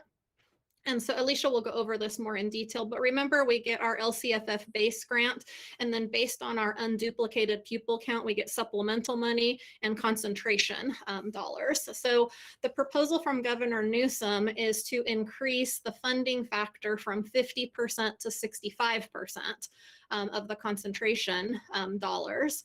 The legislative counter proposal, if you would instead be to take our supplemental dollars and increase those from 20% to 23.3%. Alicia and I were pondering today how they came up with that specific number, but nonetheless, that is the current proposal. But there are a number of proposals for both the one in the bottom left corner and the top right corner, in person and then targeted intervention, are both intended to supplement or to complement AB 86, which is the in-person instruction, and the ELO grants. Diane talked a lot tonight about ELO. There's additional money proposed for special education, primarily from federal sources, and that would be in addition to that compounded COLA that we don't normally see. So that's all good news, potentially. We'll see what's in the final budget act. And then you can see a number of other proposals that the governor has put in place here. I will highlight, because it came up tonight, child nutrition. There is additional money, and this would be on top of what Audrey already talked about, the extending the universal meal access to all, children 18 and under. 150 million to increase access to breakfast and lunch, and so we'll see what will come of that. But as I mentioned earlier, a lot of resources put into the governor's May revise proposal as it relates to education, and so that is certainly good news for us. I do want to talk about, we've talked about this for the last several years, about the potential cap being placed on district reserves. With the May revision, the 3% cap would be come in effect on the state budget, which would trigger district reserve levels being capped at 10% beginning in 22-23.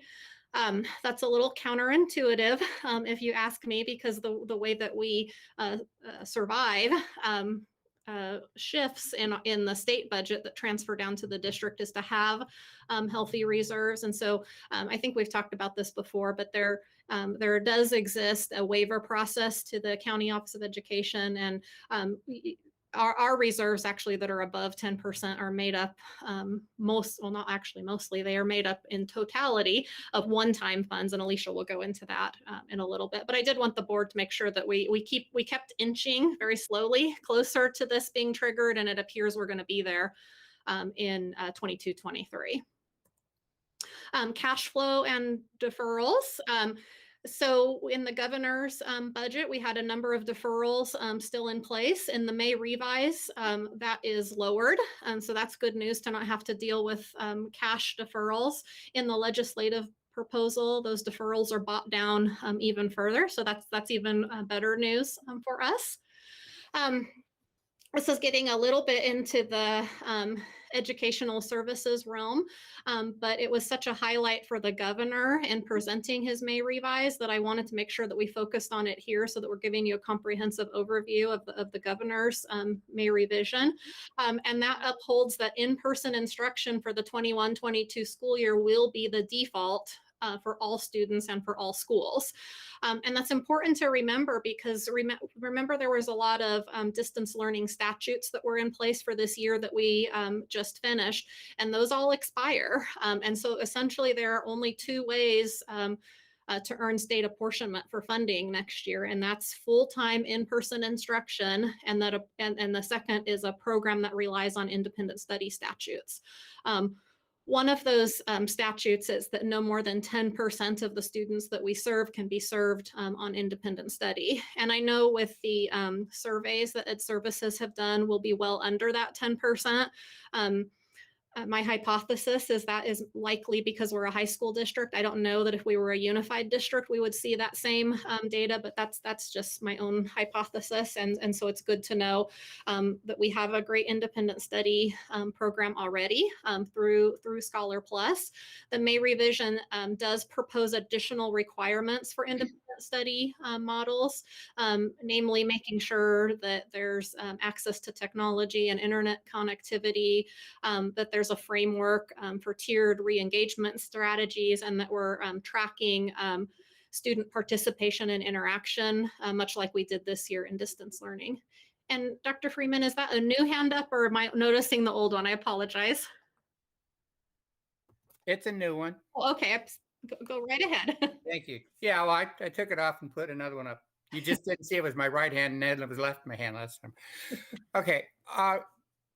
There's something that's been bothering me about the reserves. And that's when I keep thinking back to when we're doing negotiations, we have debates as to what constitutes the actual reserve. We say, oh, this is a cash balance. This is the reserve.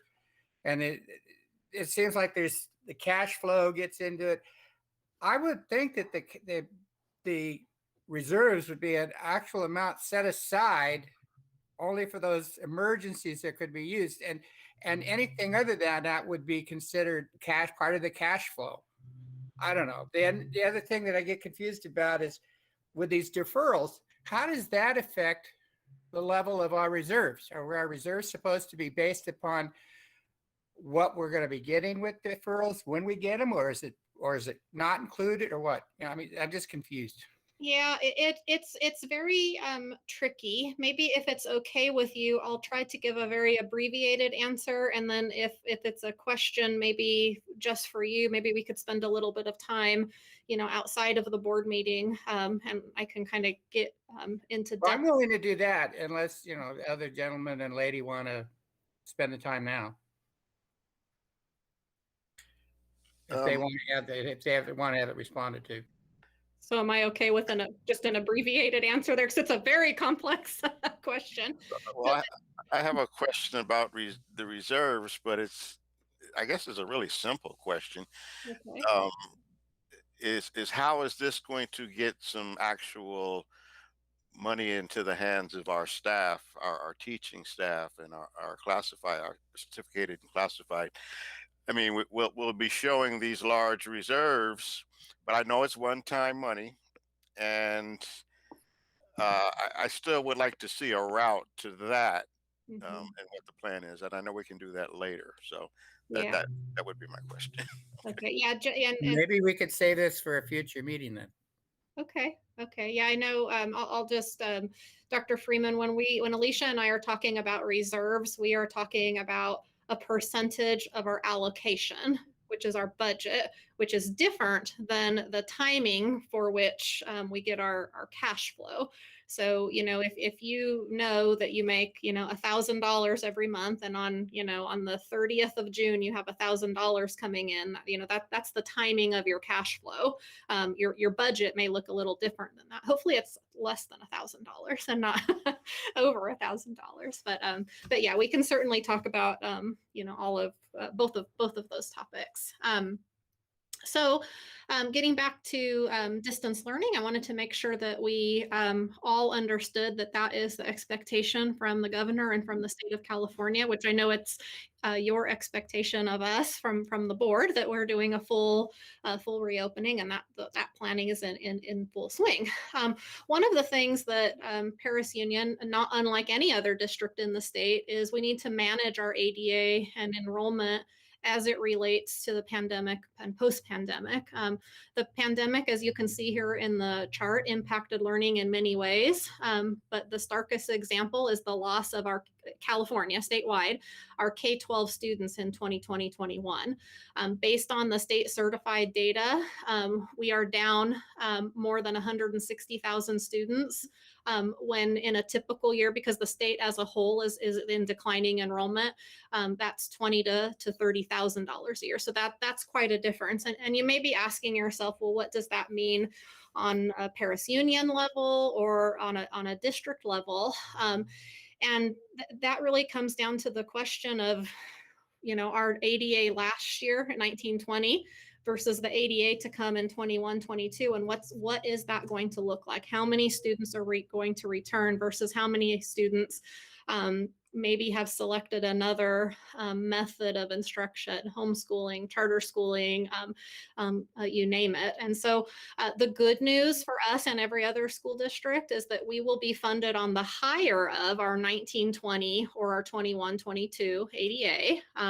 It's a little misleading since we didn't have ADA I'm sorry, I'm saying the wrong year. So we will have ADA next year. We didn't have it this year. The bad news is that many school districts, they have an ADA cliff coming in 22-23, and that poses a real problem to our potentially to our budget and multi-year projections. And so a real key for our district and every other district is to wait and see what our student enrollment looks like when we see, the whites of the eyes, so to speak, in August. And so I know we're all looking forward to that. I'm just about done giving you the background with a May revise. A shocker we experienced about a month and a half ago when we got this news was our unemployment insurance fund. And so school employers participate in a pooled risk fund administered by the EDD that represents almost 1 million employees. And in March, EDD submitted its annual report to all of the participants, Perris Union being one of those, increasing the unemployment rate to 1.23% for next year. That may not sound like a lot, but when I remind you that our rate this year was 0.05%, that's a huge increase. And so Alicia's going to talk about the impact to our budget. That's a little perplexing to me, I'll have to be honest, because school districts were prohibited from laying off large pools of employees. So it really begs the question, what caused this significant increase?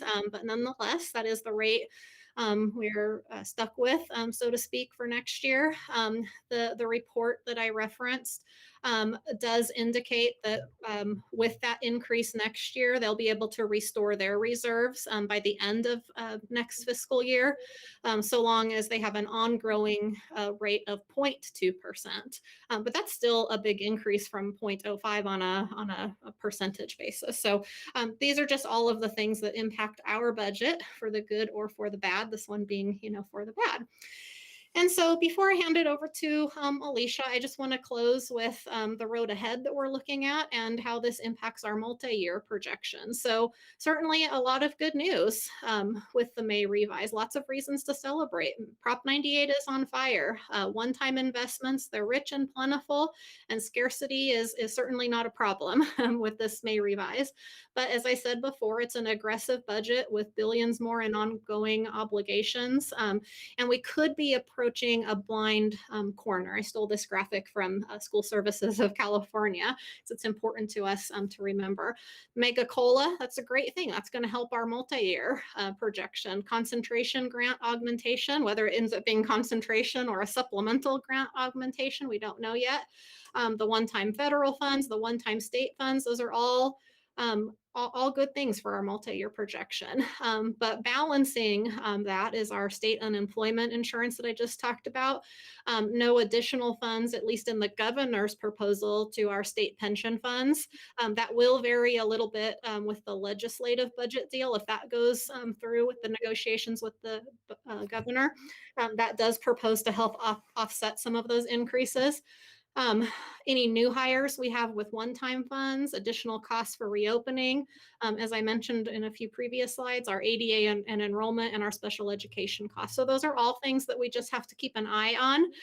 And with that, I'm going to turn it over to Alicia. And I think I'm going to stay driving here for you, Alicia, right? Yes. She's going to talk about our district budget. So what's this all mean, Alicia? Good evening, everyone. Happy Monday. We go ahead and go to the next slide. So Candace talked a lot about the funding factors and what the governor's proposal was to increase the concentration grant. In our budget, we built it just with using the mega COLA of the 5.07. We didn't do any augmentation to the concentration or supplemental since, you know, it was just a proposal. Of course, I mean, the COLA is too, but generally, you know, even though COLAs have been unfunded, it's generally safe to assume to put the COLAs in there. One other thing that we do get, and I show this to you every year, and we'll go over it to in the next slide too, is we do get the supplemental increase for grades 9 through 12 for CTE. So, sorry, I think my throat is a little scratchy. It's not COVID, I promise. I'm fully injected and immune. Next slide, please. So our specific calculations for our district end up being 10,462 for grades 7 through 8 and 12,440 for grades 9 through 12. This is based off of our unduplicated 3-year rolling average of 73.13. If you recall, this is up quite a bit actually because the school sites were able to collect so many more forms last year, which helped improve our rolling average for the next couple of years. It does include the mega COLA that I said earlier, and then the supplemental is at the 20%, not the 23.3%, and the concentration is at the 50% at this time. Next slide, please. So this is just an historical trend and projections of our enrollment versus ADA. As you can see, since 2013-14, our district has enjoyed growth. Sometimes it's a little bit slow in growth, but we did have a slight decline in 1920, and that was the pre-pandemic calculation where that's calculated in or captured it rather in October. And then also remember in 2021, the ADA is funded exactly as 1920 is. And as Candace said earlier, for 21-22, we'll get the higher of either 1920 or 2021. We did calculate it off of our average enrollment and our ADA, excuse me, and you'll see that in our assumption slide on the next slide. So these are the assumptions that I used with building the multi-year projection, taking the base of 2021 and then growing with the assumptions starting with the COLA, funded, and projected. One thing I would like to note is for 21-22 special ed's COLA, and Candace talked about this too, they are getting the compounded COLA next year, which is very rare. Sometimes special ed does not get a COLA at all. We've seen that many years in a row. So even though we have that in the out years, just be aware that that could change to 0.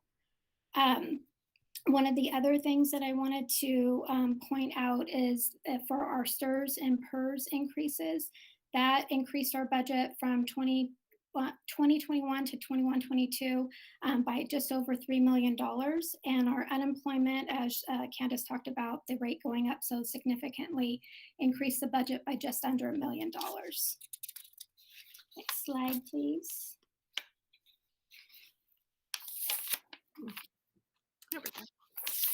Thank you. So as you can see, we are ending the estimated actuals is going to have a healthy ending fund balance. That's what we're projecting. Please note this could change. There's still many things are unknown. And some of that is some growth in revenue, as Candace alluded to, but there's also a little bit of decline for 1920, as she talked about that 3-year shore up of recalculation, the Prop 98. So there's going to be some influx there. And then if we had, more subs during our hybrid classes or whatnot than what we projected, then that could change those things too. One of the other things I would like to say is, and we'll go over this in a minute because I want to show you how the ending fund balance grew so much and how that's equated to one-time dollars and what that would look like if we were to spend those one-time dollars. But the other thing I would like to point out is if you notice in 21-22, we are increasing our ending fund balance by just fumes. So going back to 22-23 and on, we are continuing our deficit spending. It is significantly less than what I showed you at second interim. I believe that third year out was around $6 million. Candace, correct me if I'm wrong. Correct. So you can see our savings has really helped, us not do that, as well as, of course, getting the mega COLA and the COLAs through the out years. In second interim, the COLAs were projected to be much lower in the out years. So all of those things have, of course, helped our budget as we continue to go forward. So if we want to go to the next slide real quick. So these are the savings that were derived from both 1920 and 2021. So a lot of that was in diverted personnel, diverted costs that were either going to be funded out of restricted categoricals or other sources that we were able to move into COVID dollars.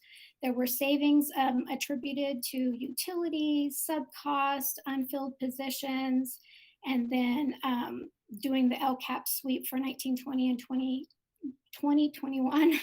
It's so hard to say all those together. It is in the legislation, I believe, or it wasn't initially, but they are supposed to be stopping the LCAP sweep. So those carryovers will go back to those goals, actions, and services.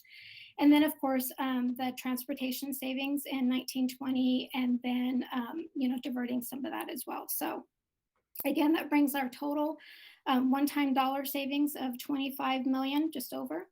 So if we were to spend that, let's say in August, which of course we're not, but that would bring our ending fund balance down to $12.7 million, which is 8.31%. So that goes down significantly. Keep in mind that our average payroll on a month is about $10 million.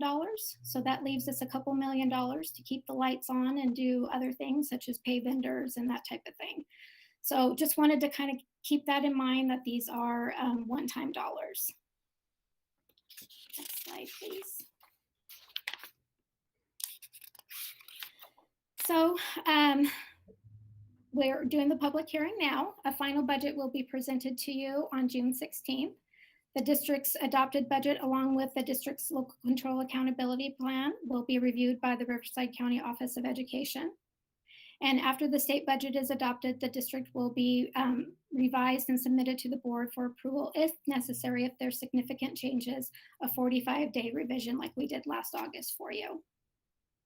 The May revise provides the last set of data points for which we build our local adopted budget and may require a 45-day revision. So if there are significant increases or decreases to the actual state adopted budget, then we will definitely bring that back to you in August.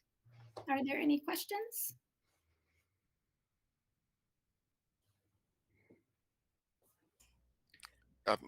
Candace, you'll be sending us a copy of this, right? Yes, I'm not sure if, yes is the short answer to that. Okay. It'll be in the shared folder, Tony. Okay.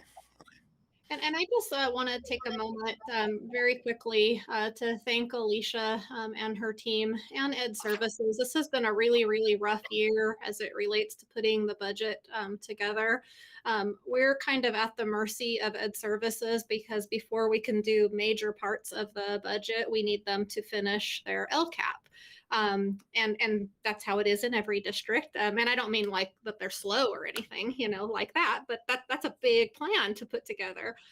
But sort of at the last minute this year, they got presented with, and you have to put together an ELO plan, and you can never look at a budget in isolation, one funding source at a time. So that took a lot of work on their part, which meant we had to put the budget together in very short time, which meant probably Alicia's voice is because she's been living here. So I just want to thank Alicia and the Ed Services team for working so diligently to comb through all the information that we have and put a budget together that reflects our priorities for our students, because that's what a budget is all about, is reflecting our district priorities. So thank you, Alicia, and everybody else that was involved.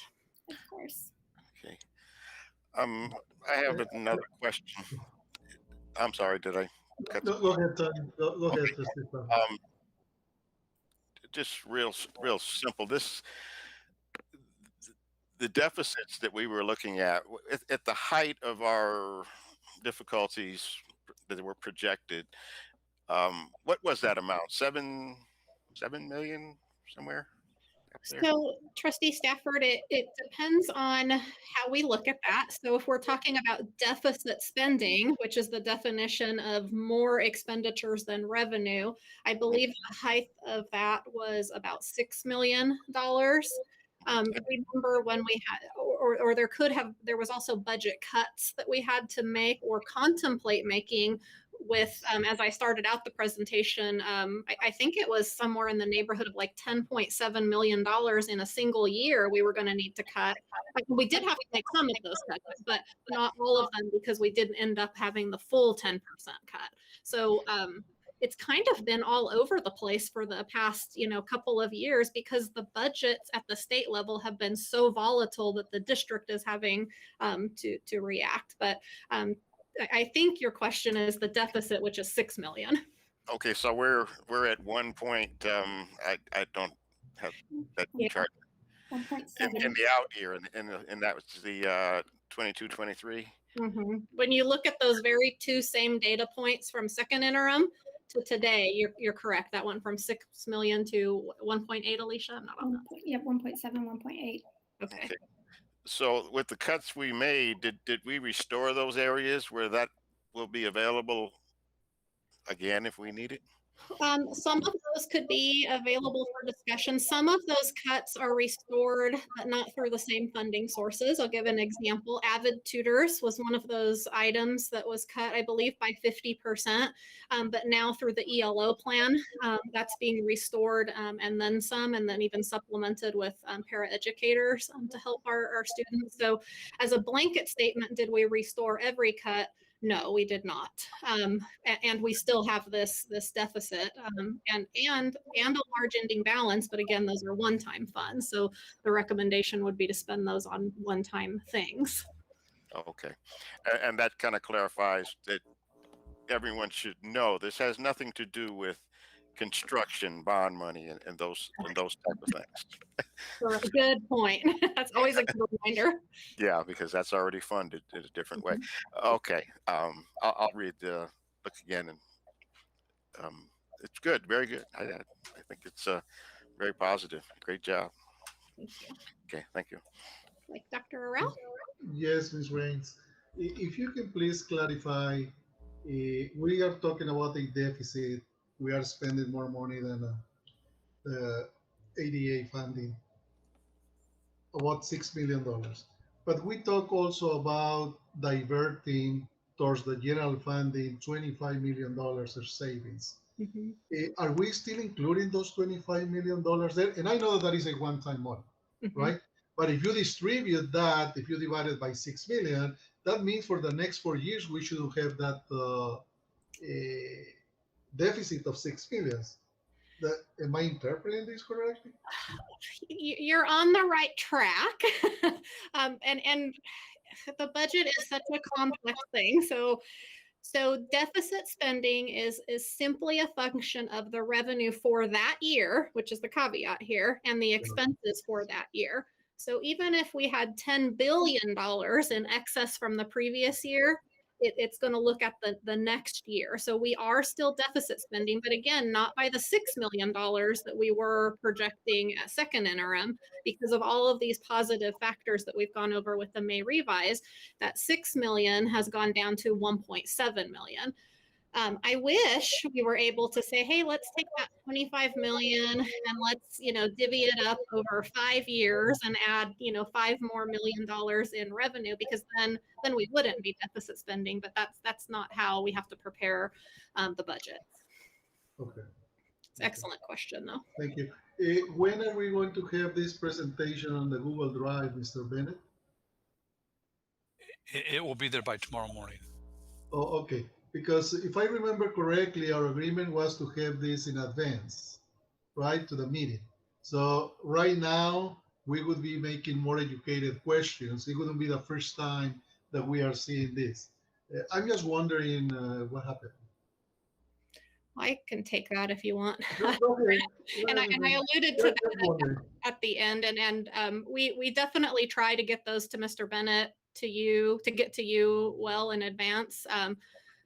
But as I mentioned, this budget was literally just put together, and so then we have to build the presentation, and so we were doing that, through the weekend and through this afternoon. So I do apologize about that. I wish we could. Not a problem. No, there's no need to for an apology if that is the case. If you didn't have the information to develop the budget before, right?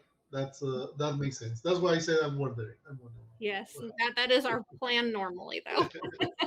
Yeah. Okay. So thank you we are looking forward to looking in more detail with more calm, so we can digest the numbers and be prepared. So I'm glad that this is the first revision that we are going to go to receive this plan for review, right, and consideration. Correct. Okay. Does that conclude the presentation, Ms. Reigns? It does. Excellent. Thank you very much, and thank you, Alicia, for this presentation. Are there any public comments regarding the 21-22 district budget? No public comments, Dr. Ralph. No public comments. Are there any comments or questions from the board in general regarding the 21-22 district budget? Okay, No. hearing none, we are going to close this public hearing. This public hearing regarding the 21-22 district budget is now closed at 6:12 p.m. There was a motion. I'm going to need your help again, Ms. Senorita Fessner. I should have written first motion and second motion, please. First motion is Trustee Freeman, second Trustee Stafford. Okay. Having a motion by Trustee Dr. Freeman and second by Trustee Stafford to receive for review and consideration the 21-22 district budget, we are going to proceed to vote and accept that we receive this budget for review. Trustee Vallejo? Aye. Trustee Freeman? Aye. Trustee Nelson? Aye. Trustee Stafford? Aye. And Trustee Arauz, aye. So let's vote electronically, please. And upon a roll call vote being taken, the vote was 5-0. We are going to continue with our board meeting, and the next item is 7.1, is a report regarding the bond financing presentation.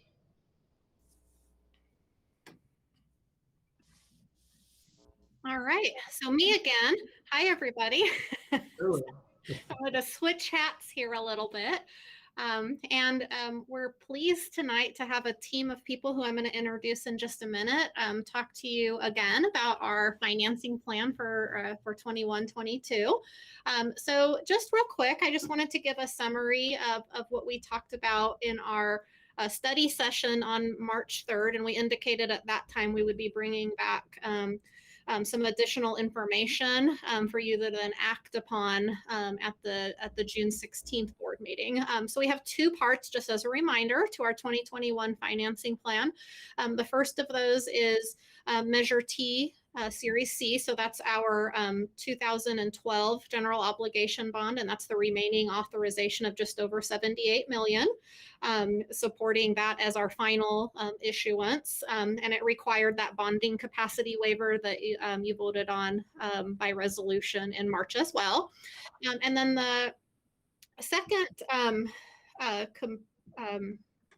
component is actually refunding Series A of Measure T, so also from 2012, and that's to capture lower interest rates and in a nutshell to save our taxpayers money. And we're going to go more into detail on that tonight, but there are the two components that we're talking about. The timeline that we have been discussing and first presented to you, well, we actually first presented it many years ago, but we're finally coming to the end of this very long range facilities master plan, facilities finance plan. Dr. Good reminded me a few months ago that, you know, not a lot of districts, Candace, really get to say that they put a master plan together and they checked all the boxes just about on all of it. And he reminded me how good we need to feel as a district, being able to say that we have been able to do all of these things for our students and for our community. So we had our study session on March 3rd. On March 17th, you approved that waiver request that we talked about previously. Our employee unions approved that, as did our Citizens Oversight Committee. So that was great. That waiver request was submitted to the State Board of Education. Tonight, we're at June 7th. We're going to have an informational meeting and presentation that we promised you. June 16th, we'll present all the financing documents to you for approval. In mid-July is when we're expecting the State Board of Education to approve that waiver.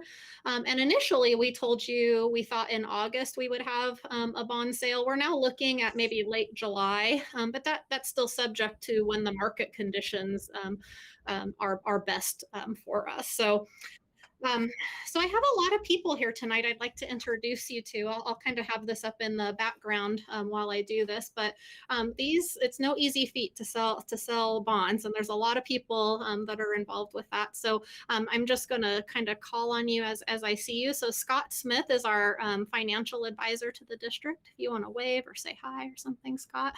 I know it's been a while since you've seen him in person.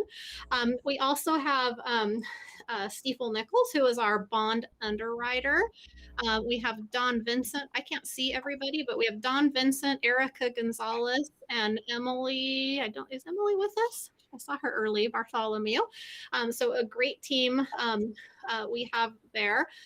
Between Stiefel and between Scott Smith, they are in large part responsible for the overwhelming strategy to make sure we get at the market at the right time and in the right way. We have Kerrigan Bennett, who is no relation to Grant Bennett, but we do like to tease. He is our bond counsel. Hi, Kerrigan.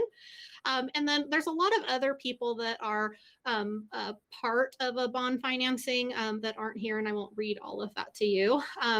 But in addition to that, we have, of course, our school district team made up of Grant, Hector, and myself, and then none other than Dr. Good, who's always part of the team.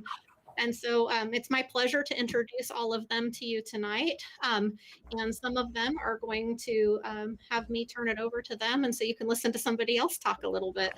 Right? So with that, I'm going to turn it over to Scott. It's all you. All right. Thank you, Candace. And can everybody hear and see me okay? Great. Okay. So I am on the slide that Candace is showing there. Measure T Series C.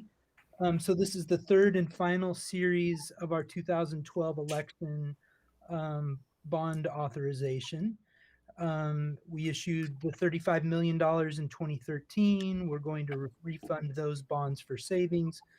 Series B was issued in the amount of $40 million in 2015. Folks may recall, or not all may recall, but we moved up that bond financing by, I believe, about a year when those bonds were issued.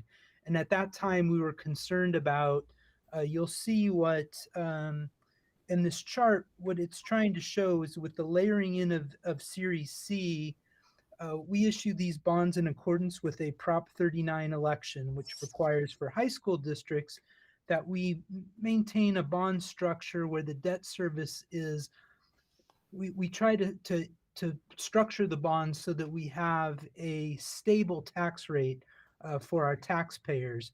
And so we are obligated under Prop 39 to stay below or to target staying below $30 per $100,000 of assessed value. So in 2015, when we moved up that financing, we were very concerned about being able to stay within that parameter. And what I'm going to show is in the next slide. And what this slide shows is that we're projecting that we'll stay well within that $30 per $100,000 of assessed value. So if you move to the next slide, you'll see this is the assessed valuation history for the district. You could see fairly steady growth through the 90s, then very dramatic growth up through the Great Recession subprime home price bubble, which burst there in 2008. And although we saw quite a decline due to that, the impact of that home price bubble going down through to 2011, we've had very steady growth. And what's interesting is that when we did the 2015 bond issue, we were concerned about this notion of what is our AV growth going to be over the next 10, 15 years. We had an economist study what and project what they thought that AV growth rate would be at the time we issued those 2015 bonds. And I just want to describe the interesting outcome of that forecast. Back in 2015, the economist estimated the assessed value growth for this fiscal year ending 2021 would be about $18 billion for the district. And where we ended up is about $19.5 billion. So about a $1.5 billion increase from what he projected at that time.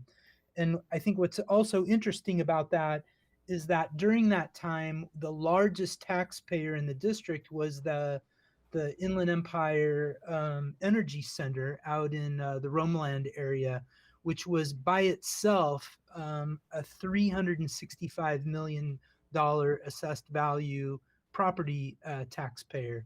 And that power plant was decommissioned and is now at zero. And so there's been very impressive assessed value growth through in the district over the last course of the 10 years. And it's going beyond what we've been projecting as we've put this bond program together. And so you can see the historical 30-year growth rate is about 6.8%, 20 years about 8.67%. Going to the next slide. These are the growth projections that we use to structure debt service for the Series C bonds. This is also without regard for savings projected from the Series A refunding bonds. And you can see with the historical growth rate at roughly 6.82%, our structuring of debt service for the bonds, the way we structure debt service to shape our debt service profile, we're only projecting about a 4.27% increase in compounded growth rate over the term of the bonds through the end of 2045. To give a little bit more of a description of the bond financing process and the structuring of the bonds, I'm going to turn it over to Erica Gonzalez of Stifel, unless there's any questions just on that piece. Great. Thank you, Scott, and good afternoon, everyone. It's really a pleasure being with all of you this afternoon. And as we've been discussing today, accessing dollars for facilities projects from a bond authorization requires a multi-step process over several months, from developing the financing plan, as Candace described, in this case, issuing the remainder of the Measure T authorization, to preparing for the bond sale, which includes, in this case, a bonding capacity waiver, and as the district has done in the past, is seeking a credit rating. For this last series, the district will be seeking a single rating from Moody's. In April, Moody's upgraded the district's GEO bond rating to AA3. And this higher rating translates into a lower interest rate cost on the district's bonds once the district accessed the market compared to its previous rating of A1. As the district's bond underwriter, once the preliminary official statement is finalized and we have the rating in hand, we begin what we call the marketing process for the district's bonds. And we've detailed that in the diagram below, and I'm pointing to it from my chair here, but we've detailed that process there. But really our objective is to cast as wide a net as possible, targeting all classes of investors leading up to the pricing day, so that on that day that the district accesses the market, we have created enough competition amongst the different investor classes to garner the lowest cost of funds for the district's bonds. And Candace and Alicia and Dr. Bennett have gone through this process in the past. And it's very exciting for us to sort of the culmination in terms of getting into the market, having those conversations with investors, and ultimately holding what we call an order period, where we see those orders matriculate through an order period, and being able to lock in interest rates for the district's bonds. And Erica, if I could just interrupt for just a minute, I think you know what I'm going to say here. So Erica and I co-present from time to time on this, but this team, we do such a good job for our taxpayers marketing our bonds. When we sold our Measure W bonds in early 2019, $153 million, as you know. Those were so well received on the market. We were what was called oversubscribed. We had almost $1 billion in orders. So that drives up competition and then lowers the price. So I really want the board, if you get nothing from any of these slides, to understand that we work really hard to get the best rates for our taxpayers, our community members. Thanks, Candace, for reiterating those points. That's helpful. If we move to the next slide, I'll delve in. I think we skipped a slide. Oh, I got. Yeah, there we go. No worries. So this on this slide, we're showing the projected tax rates for Measure T once we layer in the Series C, the final series for Measure T. And it's really just a detailed version of that bar graph that Scott talked about a few slides ago, but it includes the outstanding debt service for the 2012 election, the projected debt service for Series C, and then the estimated tax rates moving forward, applying the AV growth rate assumptions that Scott discussed. And again, just to reiterate a few points, one is that the district has been able to take advantage of assessed valuation growth that has outperformed our projections, coupled with an extremely low interest rate environment to help issue the final series of bonds, originally estimated to be issued over 4 series. So the district is now able to accomplish issuing the entire authorization over 3 series and maintaining the final maturity to 2045. So we're not extending out past the outstanding bonds while remaining under that $30 estimated tax rate. So really great position to be leading into the final Series C issuance. I think one other thing I'll point out here on this slide, because I thought this was interesting, when the district issued the Series A bonds in 2013, the average borrowing cost for those bonds were 5%. In 2015, Series B of 4%, and we're estimating for Series C to be under 3%. So just kind of gives you a sense of where interest rates have moved over this period of time. And along that same subject line, if we move over to the next slide, given the current low interest rate environment, the district can really take advantage of this interest rate environment and refinance its existing Series A bonds from Measure T, again, which were originally issued in 2013, and capture taxpayer savings. At the table to the right, we show estimated annual debt service savings totaling just over $4.5 million.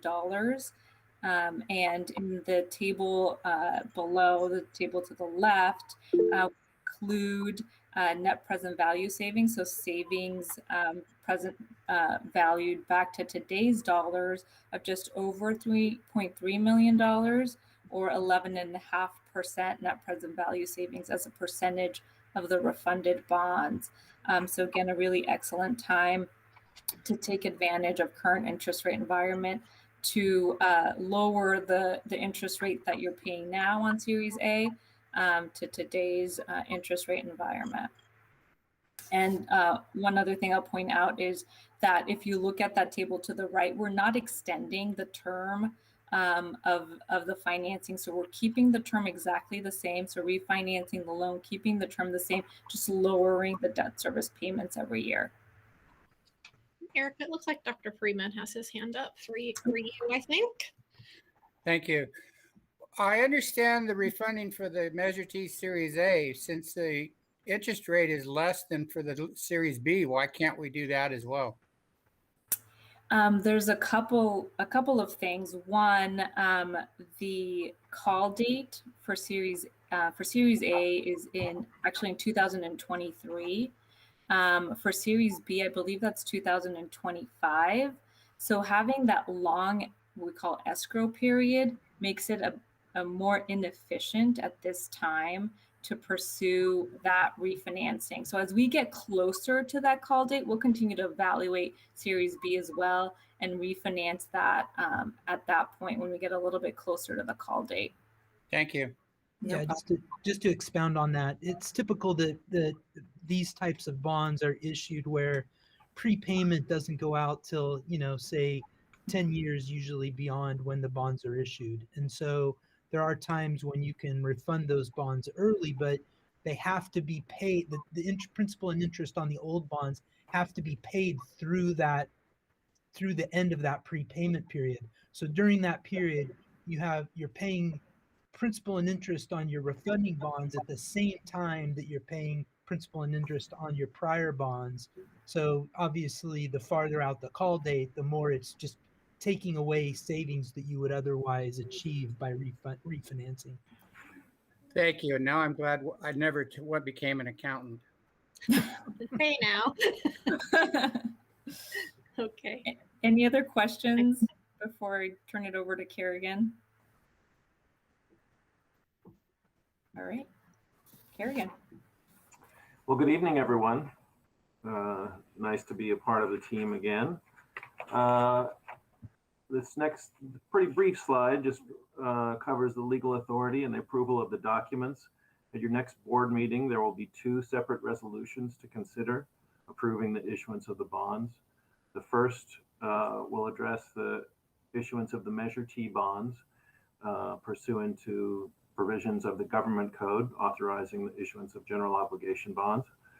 That resolution will approve the bond issuance and approve the forms of a purchase contract for the bonds and a preliminary official statement and a continuing disclosure certificate. The second resolution will authorize the issuance of the refunding bonds pursuant to other provisions of the government code that authorize general obligation refunding bonds with certain limitations. That resolution approves the refunding of the prior bonds, the issuance of the new bonds, and again, a form of a purchase contract, a form of preliminary official statement and continuing disclosure certificate, and a form of an escrow agreement. In this case, the preliminary official statement and the continuing disclosure certificates, those are the same document for the two financings. We're able to achieve some small economy of scale there by consolidating that into one document and also hopefully attracting the attention of more investors with a larger issue. That's it, unless there are any questions. Okay, well, oh, Dr. Rao. Well, I don't have any questions because I really don't understand the process. I have been listening to the whole presentation, and I'm very honest. There is a lot of things that I don't understand, and during the next meeting we are going to be approving that. I don't know. It seems Dr. Freeman has some experience and he has a better understanding from comments that I have heard. But I don't know about Trustee Stafford, Trustee Nelson, and Trustee Vallejo. What is their level of understanding on bond financing? Would it be possible to have maybe 2 or 3 shorter presentations on bond financing so we can understand what you're talking about? Because a lot of those things I didn't understand personally. I don't have any background on that, and I'm going to be approving something next board meeting. I'm just making kind of a correlation with buying a home and a loan. If I want to sign something, I really need to understand, right, the process, the interest rate, APR, how that is going to be doing all the costs, insurance, taxes, and all of that in order for me to get in a contract. I would like to have the opportunity to understand in the same way about bond finance. And I understand that it might be not difficult, not easy, I'm sorry, but if you can understand it, so I can with some point, right, with some background. Maybe not to the level of you do it because you have more background, but at least the basic knowledge. And if we can have a study session, if the other board members agree, if they are in the same situation that I am, right? If not, then we can do it at the individual level.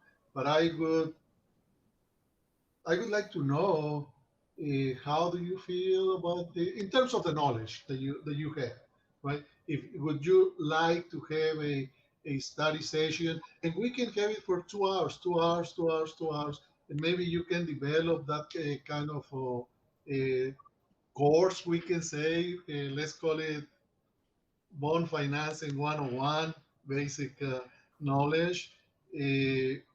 So that is how I feel, and I would like to hear from the other board members. How do you feel? Or maybe it's just me, right? And if it's just me, I can meet with you can tell me how I can get educated on that. And if there are more board members, we can have this. Speaking for myself, I think I feel fine. You're fine. I feel like I make a knowledgeable decision. Okay, so I was correct then on my first assumption, right? Based on the comments that I heard that you were knowledgeable, Dr. Freeman. So I'm seeing Trustee Stafford raising his hand.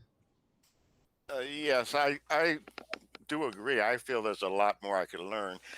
I do see that we must, well, we have to trust our appointed people to bring us the right figures, because to learn the process that they've gone through for 30 years to get here, I would like more basics, and I would be willing to do anything that could bring more knowledge. And I also look at that bottom line. What are we saving? What are we, what are the terms? So I feel like I understand it, not every little niche of it, but my question is more looking ahead. Okay, this is more cost avoidance. What are we going to do with that money? or how can we better? How does this help the district and our students? So I agree with you, Dr. Rao. More knowledge would be helpful, but I do understand basically what we're trying to do here. Yeah. We're trying to get a better interest rate, just like you would on your house. So it's you know, I know there's a lot of regulation there in between. So that's what we have to look at. I think it's an excellent point, Trustee Stafford, that we are not going to be going that depth. That's why I said basic bond finance 101, because one of the questions I didn't ask, right? But when we talk about less interest rate, we are saving this $4 million or $5 million. How does that transfer into our constituents? Does that mean are they going to pay less? The tax bill is going to be, and by how much? You know, so I just would like to become more knowledgeable, and if you have that knowledge, that's okay. That's why I wanted to know if we need a study session or we need a one-on-one. I saw also Trustee Vallejo. If you finish, Trustee Stafford, I saw the hand of Trustee Vallejo. Oh, I can't see her. Yeah. Yeah, so I actually agree with both of you guys. Actually, after this meeting, I was gonna text Candace and ask for a meeting. So if we all just want to find or pick a day to just talk about everything and have more questions, because I have a lot of questions. Yeah, I can totally do that. I'm completely okay with it because I don't understand as much either. Like I'm still trying to get it, still trying to understand as much as I can, but Candace, I will text you. Okay. Yeah. Okay, and I saw also Trustee Nellison's hand. Thank you. I'm kind of on the same boat as Dr. Freeman. I've sat through enough of these meetings where we've gone over the specifics of the different types of financing options and refinancing options. I think I'm okay to make an educated decision. So if you guys want to do a special study session, I do not feel that I need to be part of that. So I appreciate the offer. Okay, thank you. Excellent. So it seems that we would benefit Trustee Stafford, Trustee Vallejo, and I probably having the basic first, and then we can ask some clarifying questions, and then we can talk about the specifics items here. I have a lot of questions, but again, I don't know if they are even.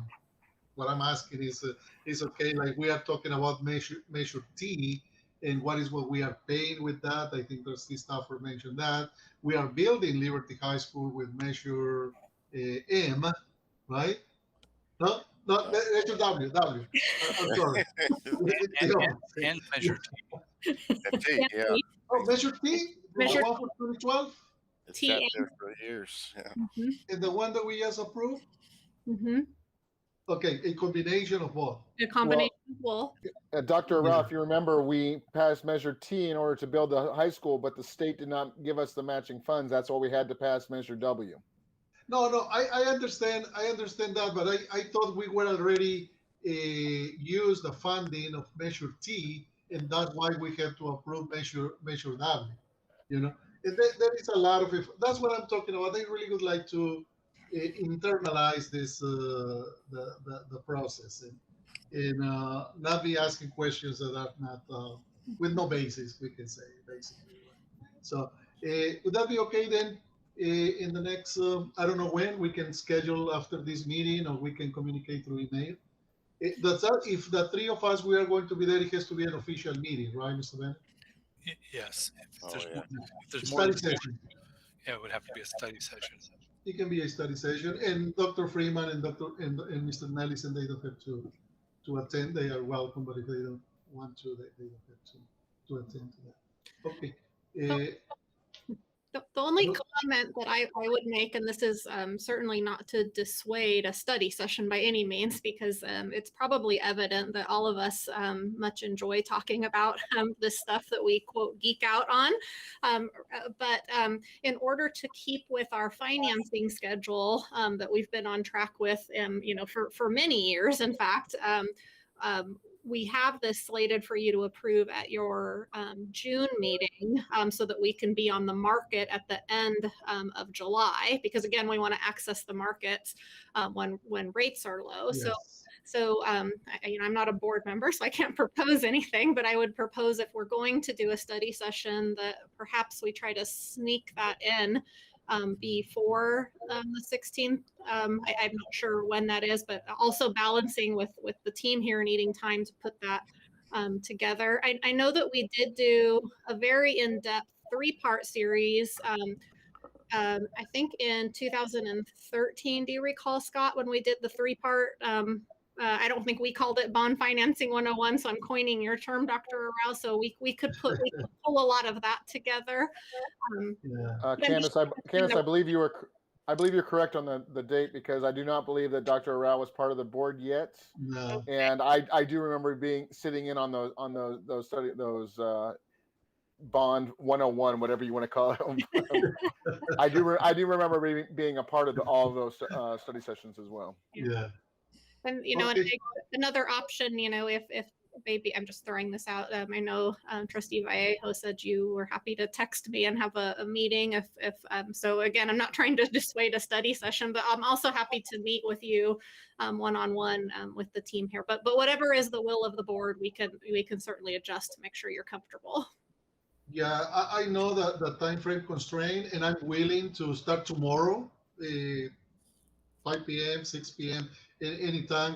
Graduations, we are over with graduations, so we are available, and we don't want to interfere with the plan, right, with the schedule plan, but it would be really interesting, and I'm interested. I'm excited about knowing in depth what is the process, and become knowledgeable. It's a very interesting. Dr. Arau, I believe that if it's an official study session, that you have to give 72 hours after it's been posted. Yes. So you're looking at Thursday, Friday at the earliest? Probably yes. Friday? That probably Friday. Yeah, any day. I'm willing. I don't know the Trustee Stafford and Trustee Vallejo, what is your willingness, or how soon is that okay? So if it's today, Wednesday. No. I'm available. Today is Monday, not Wednesday. Today's Monday. Yeah. So I was thinking like Wednesday, 48 hours. Thursday would be the first one. Yeah. And I just want Dr. Rao, we have Thursday set up to review the agenda for next week's meeting. We will make this happen, Mr. Bennett. In 45 minutes, we'll review the agenda. Not a problem. Okay. Yeah. Who do we need present in order to do this? Just Candace, or do we have to put a team together for this? I don't think we need the whole team. I think if the board maybe can provide some parameters on or expectations, so to speak, if you want all the bells and whistles presentation, this is a tall order for Thursday. I would want to make sure I could have at least Scott or Erica or someone from your team, Erica. But if it's more of a Q&A, and we can start with, I think between all of us, we have a lot of Bond 101 slides to go over just for the background education. And then if it's Q&A, I hate to speak for the team, I guess give me a thumbs down if I'm speaking out of turn, team. Do you think we could pull that off for Thursday? Yeah, that is important to know if it's okay with you, if you're able. Yeah, do you have kind of a reference also, Ms. Rains, to what you presented in 2013 before I started on the board? And that can serve kind of a time frame and adapt it to the 21-21. Mm-hmm. Yeah, we keep everything. Yeah. So I'm sorry, Dr. Rao. I don't think we need to go full scale on this. Myself, the knowledge tends to accumulate over time, and you understand the terms. So what I'm trying to say is that you don't have to have your full team there. I don't think. Yeah, I agree. In order to do that, but we do have to respect the Brown Act, and we can't do it any other way, I guess, than a work than a study session. Yes. Yeah. Yeah. So okay. I'm available whenever you want to set it. So I'll leave I'm it there. also available. What meeting? What time is our meeting, Mr. Bennett, on Thursday, 5 to 5:45? Yeah, it's set up that time, and Yeah. we can move that back if we have to if we want to Exactly. do first, and then we just Let's see what Tony and Ms. Vallejo and Ms. Rains and team members of the team, or at least one member, what would be a good time for you to meet? Well, it has to be, if we meet on Thursday, it has to be until 7 o'clock, right? To comply with the 72 hours. It's 6:49. Oh, you maybe push it a day. Yeah. But that's everyone else has schedules that they probably have preset. So exactly, yes. That's very difficult. Why don't we? Monday or Tuesday of next week are also options because that'll be before our board meeting on Wednesday. Yeah. Okay. What about Monday and Tuesday, both days? Monday, Tuesday. Or Friday and Tuesday. That way we have time to look again into that and digest. Yeah. Monday and Tuesday are more realistic for me, Candace. I'm happy to Monday, participate and walk through materials we've presented in the past or other materials. I think we could do this in a pretty succinct way and help answer, put the mind of the trustees at ease that we're acting in the best interests of the district. Candace, can I zoom out for just a second because this might help? Yeah. And Dr. Rouse, I think your questions are really good, and your analogy to buying a home and worrying about insurance, all of that is very, very valid.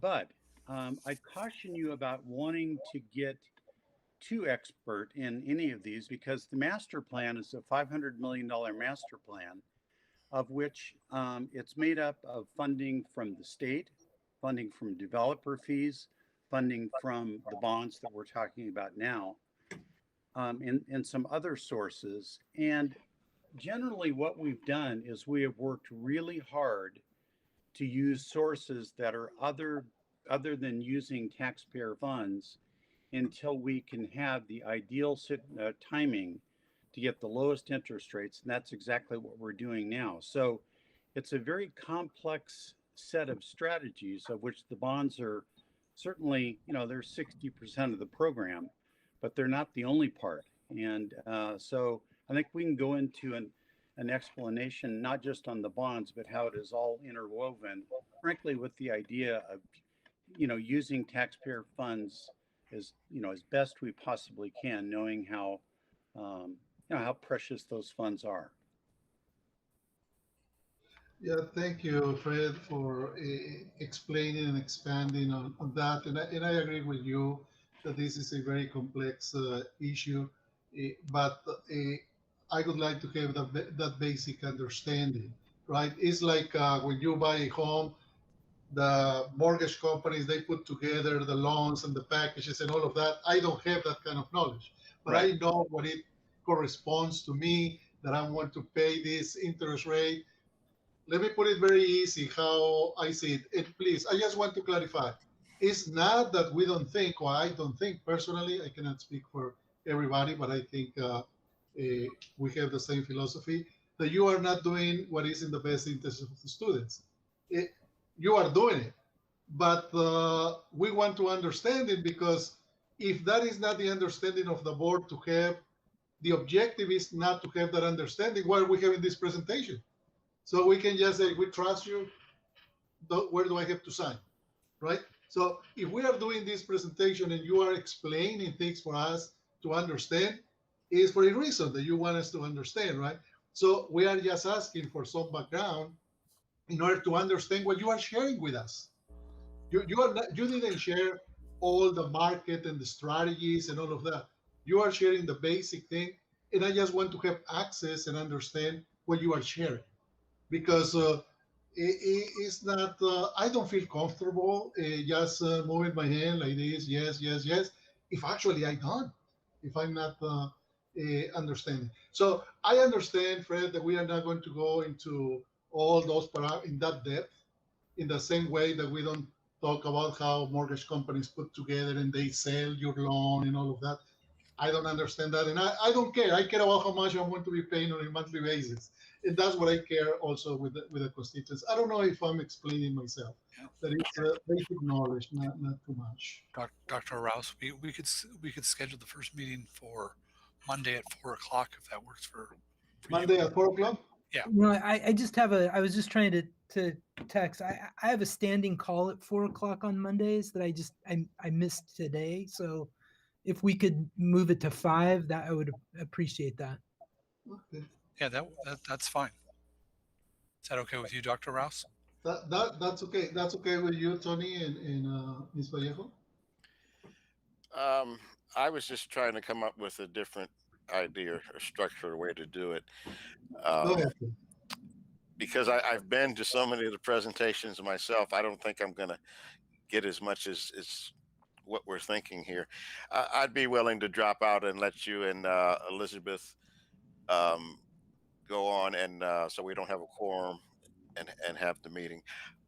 I don't know if it breaks any rules, and I'll ask Grant this. I could discuss this with Candace and Fred differently. Well, I don't know how that.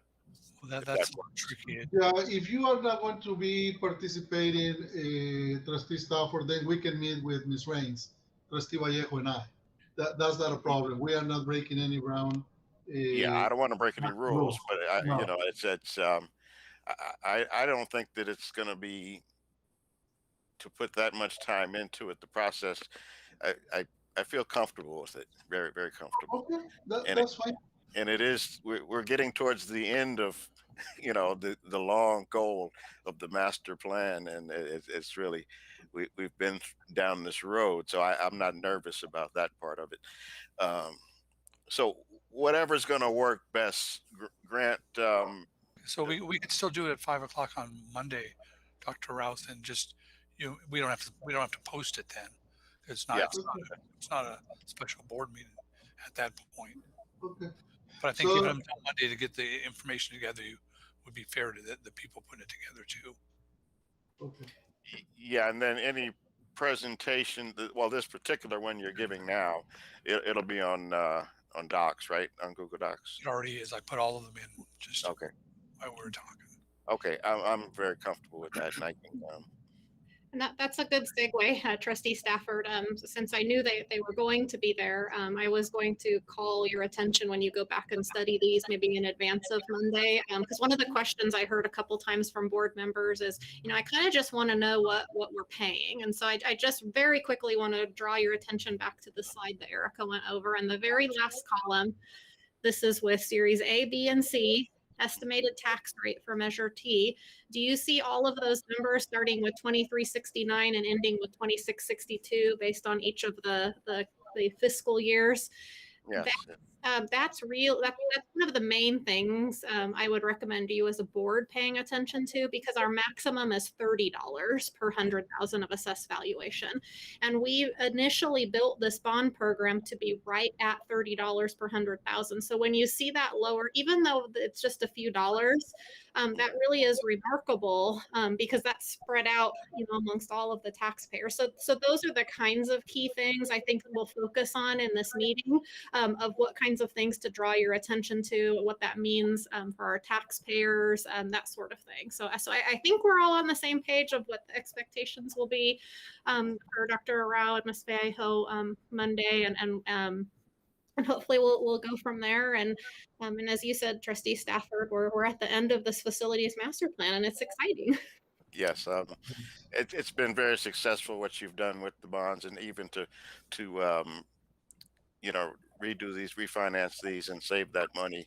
We're all constituents, and in the end, our constituents will help them and not damage the students in any way. So I'm comfortable. Okay, so I'll send out a meeting request for Monday, 5 o'clock to Dr. Rouse and Ms. Vallejo to go over this.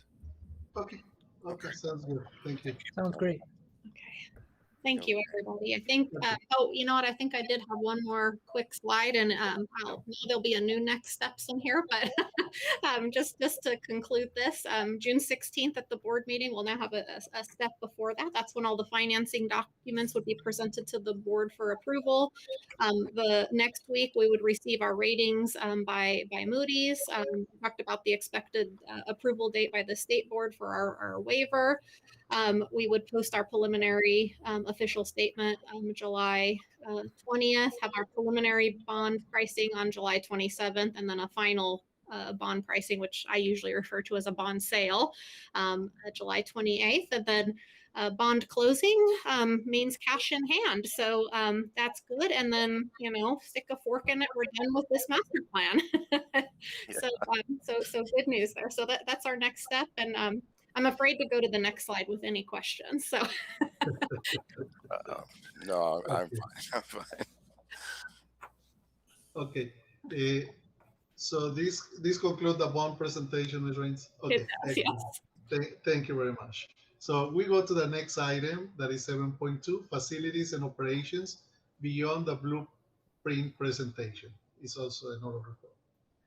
Yeah, aren't you guys lucky? You get to continue to hear from me. This one will be very, very short though. Let me just get it ready to present here though. I was doing a good job of getting these ready. Let's see, have I hit share? I have not.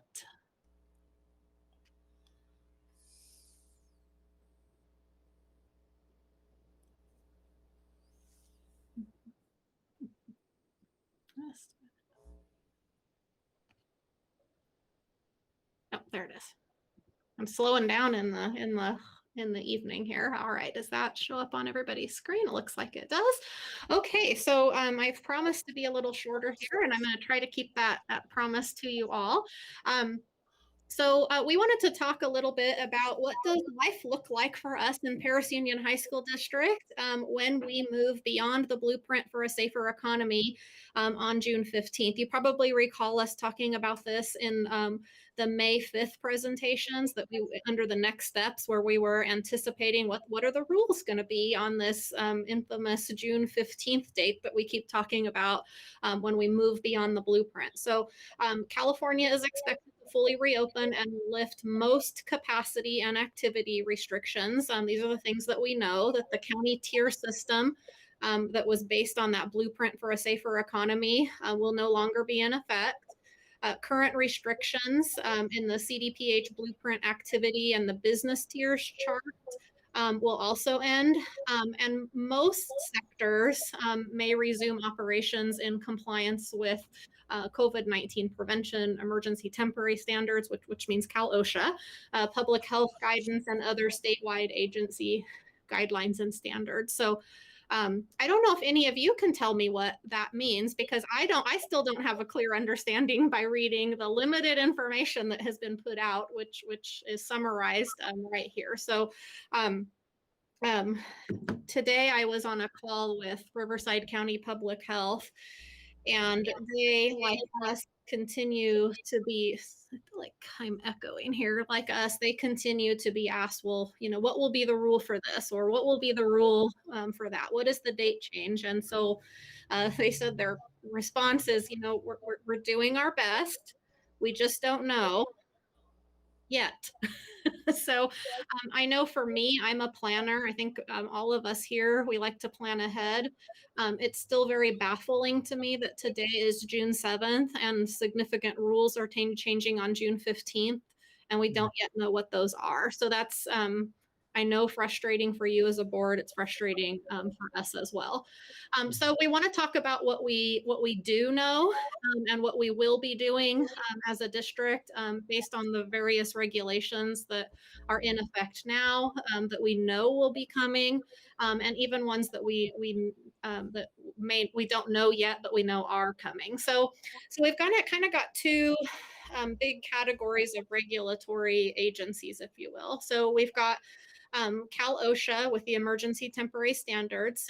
Remember, Cal OSHA applies to the workplace and it applies to staff. Those rules do not apply to students. So it's important to keep these kind of in two different boxes. So On June 3rd, OSHA revised its COVID-19 prevention emergency standards. They're expected to go into effect no later than June 15th. The changes phase out physical distancing and make other adjustments to better align with the state's June 15th attempt to retire the blueprint. And then without these changes, the temporary standards that were originally adopted in November of 2020 would be in effect through at least October 2nd. So we do believe it's timely to change those standards, but when we get into the details of some of that, it's going to get even more confusing for us as a district. So, but the main thing to remember is Cal OSHA would be a different standard, a higher standard that we have to apply to staff. And then, yes. I'm sorry. When are we expecting those guidelines from Cal OSHA? So they are out, and the Cal OSHA board has adopted those, and so then the Office of Administrative Law, Judy, correct me if I'm wrong here, has 10 calendar days to fully adopt those. That's why they could go into effect, by we don't have a date certain, the June 15th. Is there anything you want to add there, Judy? You're the Cal OSHA queen.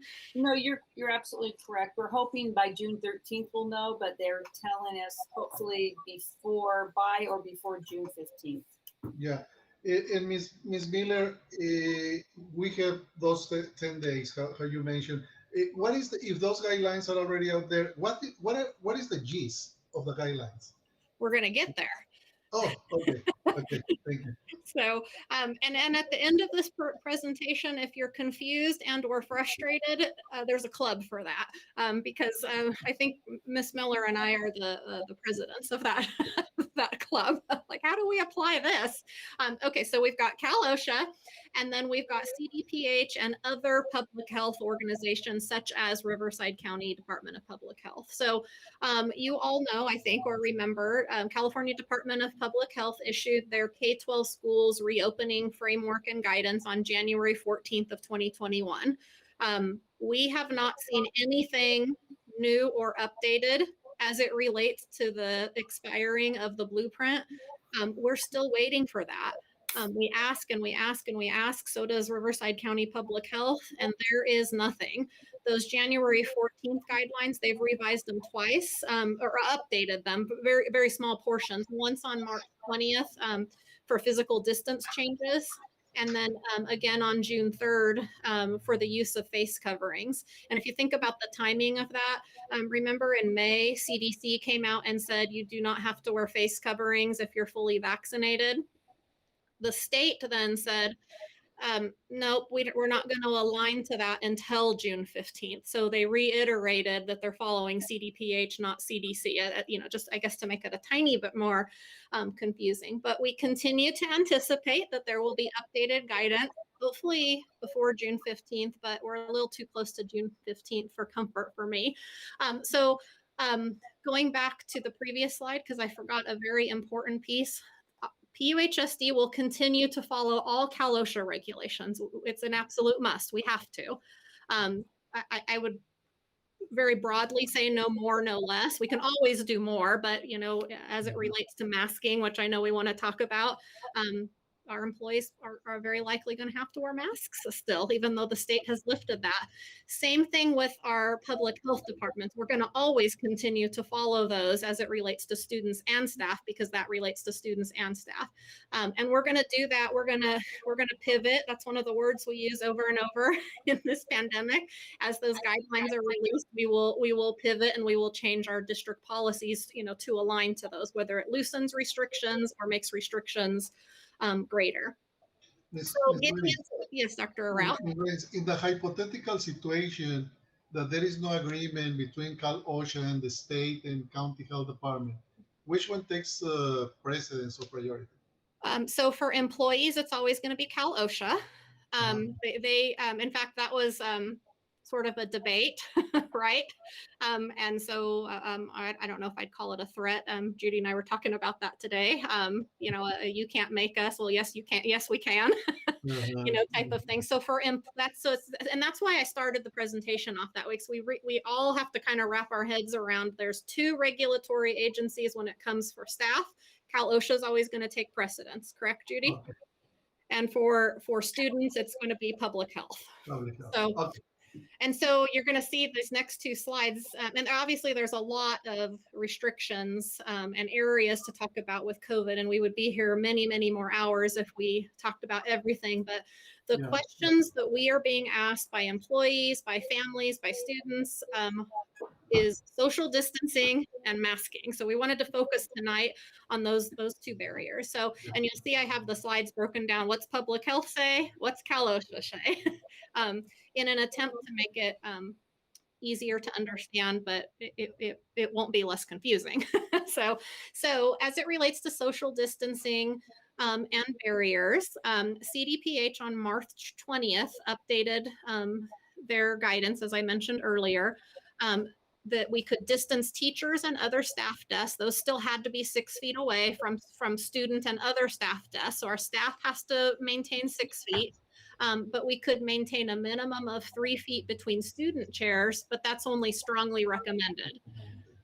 And it's important to remember here, and I know I've talked with one of you about the class sizes in summer school in a different district and next year.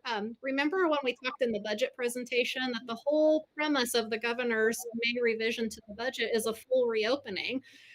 So 3 feet, most districts I don't think are even going to be able to do 3 feet, but we wouldn't be out of compliance because it's only strongly recommended where you can. That doesn't mean we're going to cram as many kids as we can into a classroom. We're going to separate those desks as far apart as possible, but it's not going to be 6 feet and it may not be 3 feet. It will, however, for summer school, so a little bit of a phased-in approach. So Riverside County Public Health then clarified that as a result of the earlier rule that I was talking about from March 20th, that barriers or plexiglass on student desks are no longer required with the distancing update.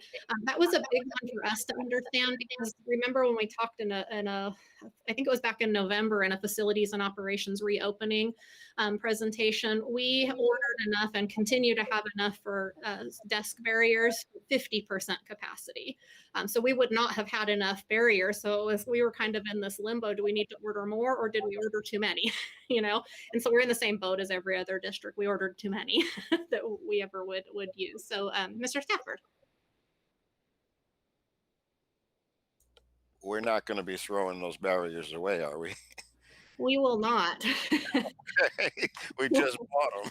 I know. I was teasing Art and Hector and Judy. I tease them a lot about this, but they say a pandemic comes around every 10 years and the three of them plan to be retired in 10 years, which I'm still not happy about or accepting, but I'll still be around and I don't want to try to procure these again. Yeah, I wouldn't throw them away.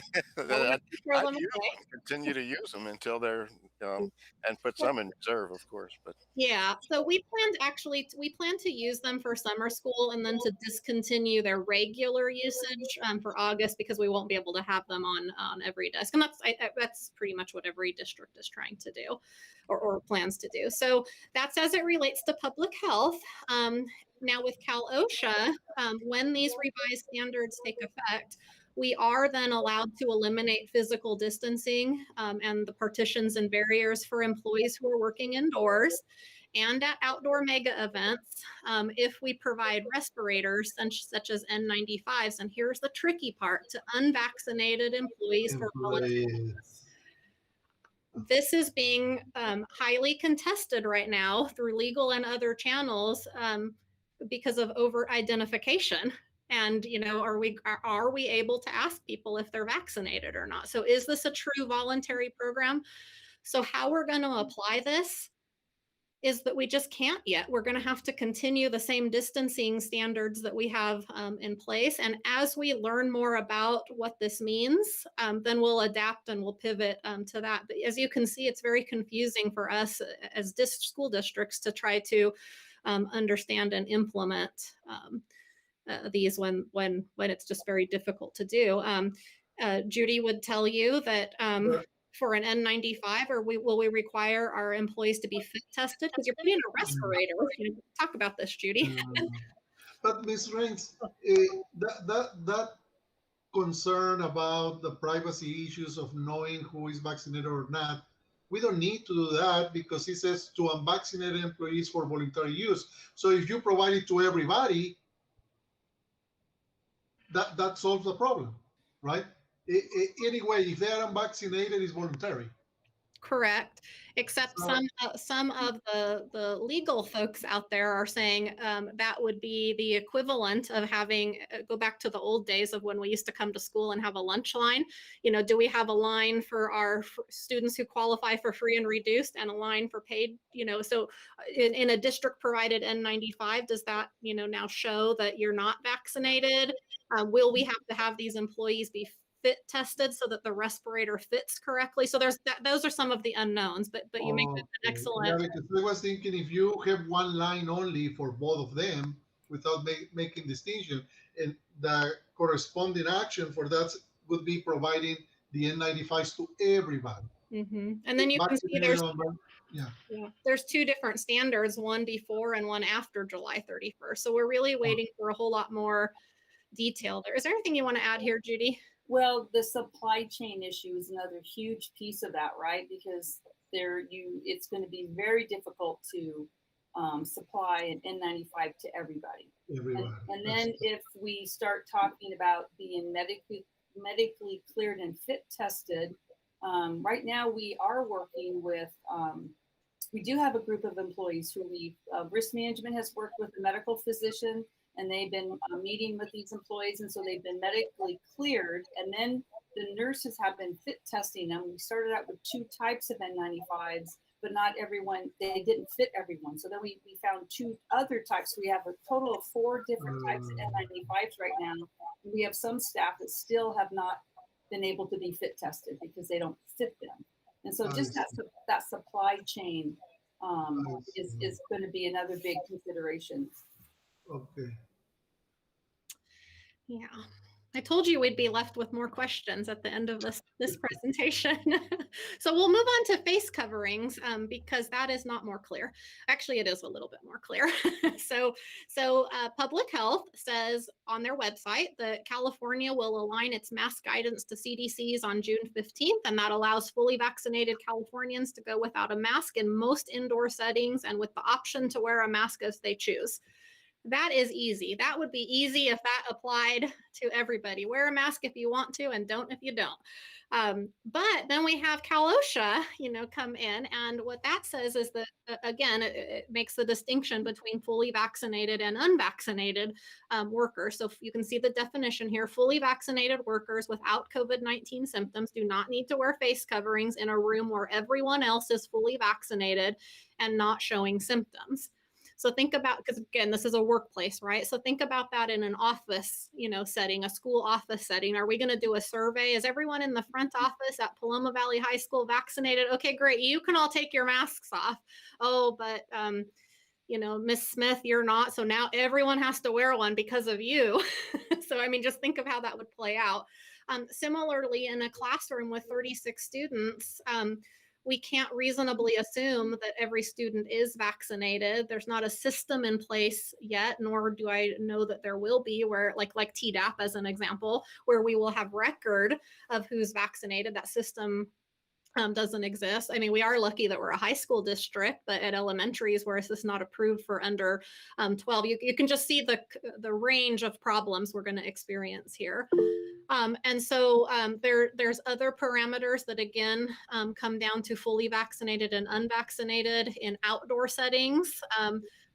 Just so you know, an outdoor mega event will not apply to us, but nonetheless, I copied and pasted the whole definition. But in a nutshell, what this means is indoors, all workers, regardless of vaccination status, will continue to be required to wear a face covering. So in no uncertain terms, what that means, as we understand it and as it's written today, if these temporary standards change and go into effect in a classroom, even if a teacher is fully vaccinated, because they're in a classroom with other people, they will have to wear a mask. That is not going to make our employees happy. I think we all know that, but that is what we have to follow, at least currently. And I think I heard, yes, Dr. Freeman. Thank you.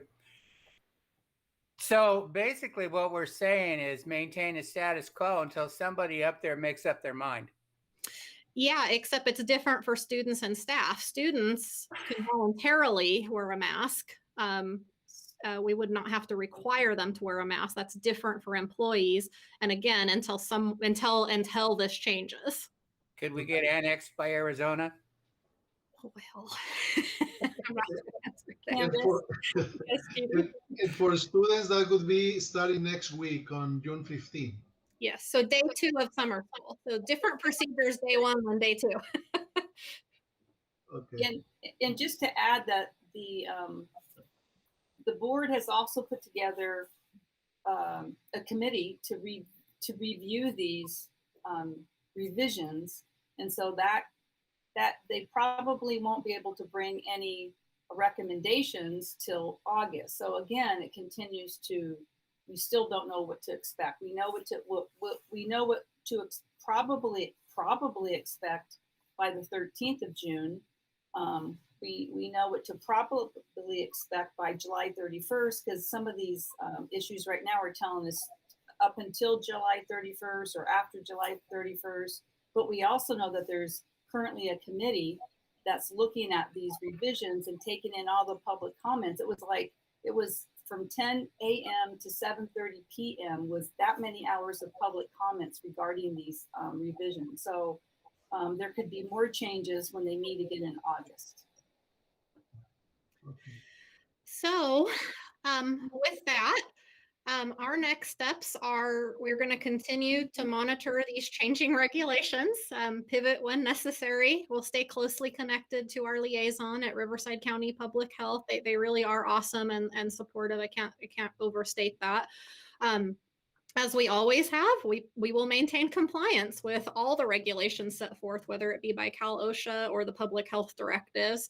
And then most importantly is to make sure that we're communicating all of this information as it changes and the rationale, even if we maybe don't agree with or understand, but communicate what we have to follow to our staff, to our parents, and to our stakeholders. And with that, that's really the information that we have. I know it's confusing and it's more frustrating, I think, than it is confusing, if I could summarize it that way. But we do appreciate being able to kind of go over this with you so that you know what we're looking at and what to expect. Okay.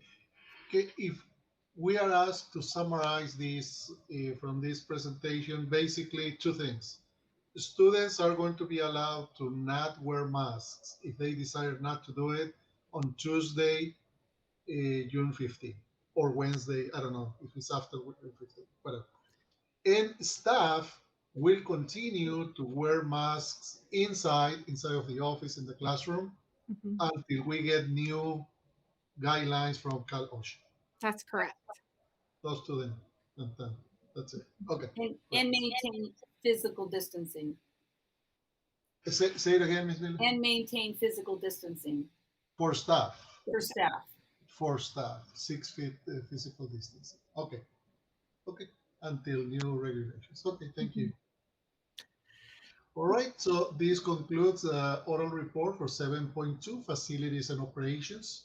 The next report is online student safety and digital citizenship update. Thank you, Board President Arau, the rest of the board, cabinet. Let me share my screen here. The layout is a little different. I need to get used to that. You can hear me just fine? All right, cool.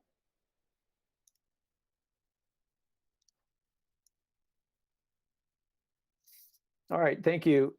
So this might seem like really out of place given all the content that we were just covering, but it is applicable to the last couple board meetings that we had, especially the last one where Bob and Pauline and others presented on wellness and student safety and student health.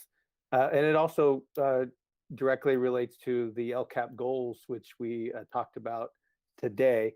And so this will not take long, and I'm more than happy to pause if you have questions, or we can take questions at the end. Just holler at me if you have questions, because I might not see you on the screen.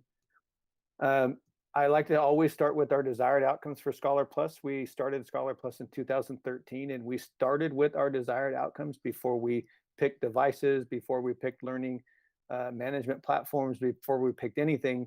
We worked on these desired outcomes, and hopefully these desired outcomes would look familiar to most districts now that went from crisis learning into distance learning. So us having these in place were very helpful in how we got through distance learning, especially when it comes to the resources that we provide students, and that was also covered in the LCAP. And a lot of times people don't want to know how the sausage is made. They don't want to know the behind the scenes look, but these are some of the behind the scenes in this presentation about how we keep students safe online and digital citizenship. So some of the essential conditions, of course, we need the board and the superintendent commitment to keeping kids safe online. We need a culture of awareness of vigilance for data security and privacy. The district needs to accept widely accepted industry best practices, which we do. We need to be very highly aware of all the local and federal laws. And as teachers, as you would know, teachers, that we need to be in a continuous cycle of improvement on how we do business around here. So some of the key elements that we had, and I'm not going to go into these at all in detail, where we have a data privacy agreement, as you know, student responsible policy. The devices are provisioned correctly. A lot of districts that went into distance learning had to really scramble to provision devices for remote learning. We have a single sign-on platform, secure password policies.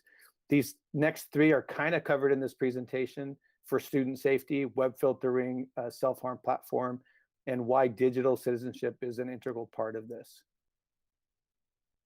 So a vendor, a solution provider, did a recent report from March to March, and it's called Students Disrupted 1 Year into the Pandemic. And this is sort of their platform metrics. And you can see them on the screen, that they had a high increase of all of these categories.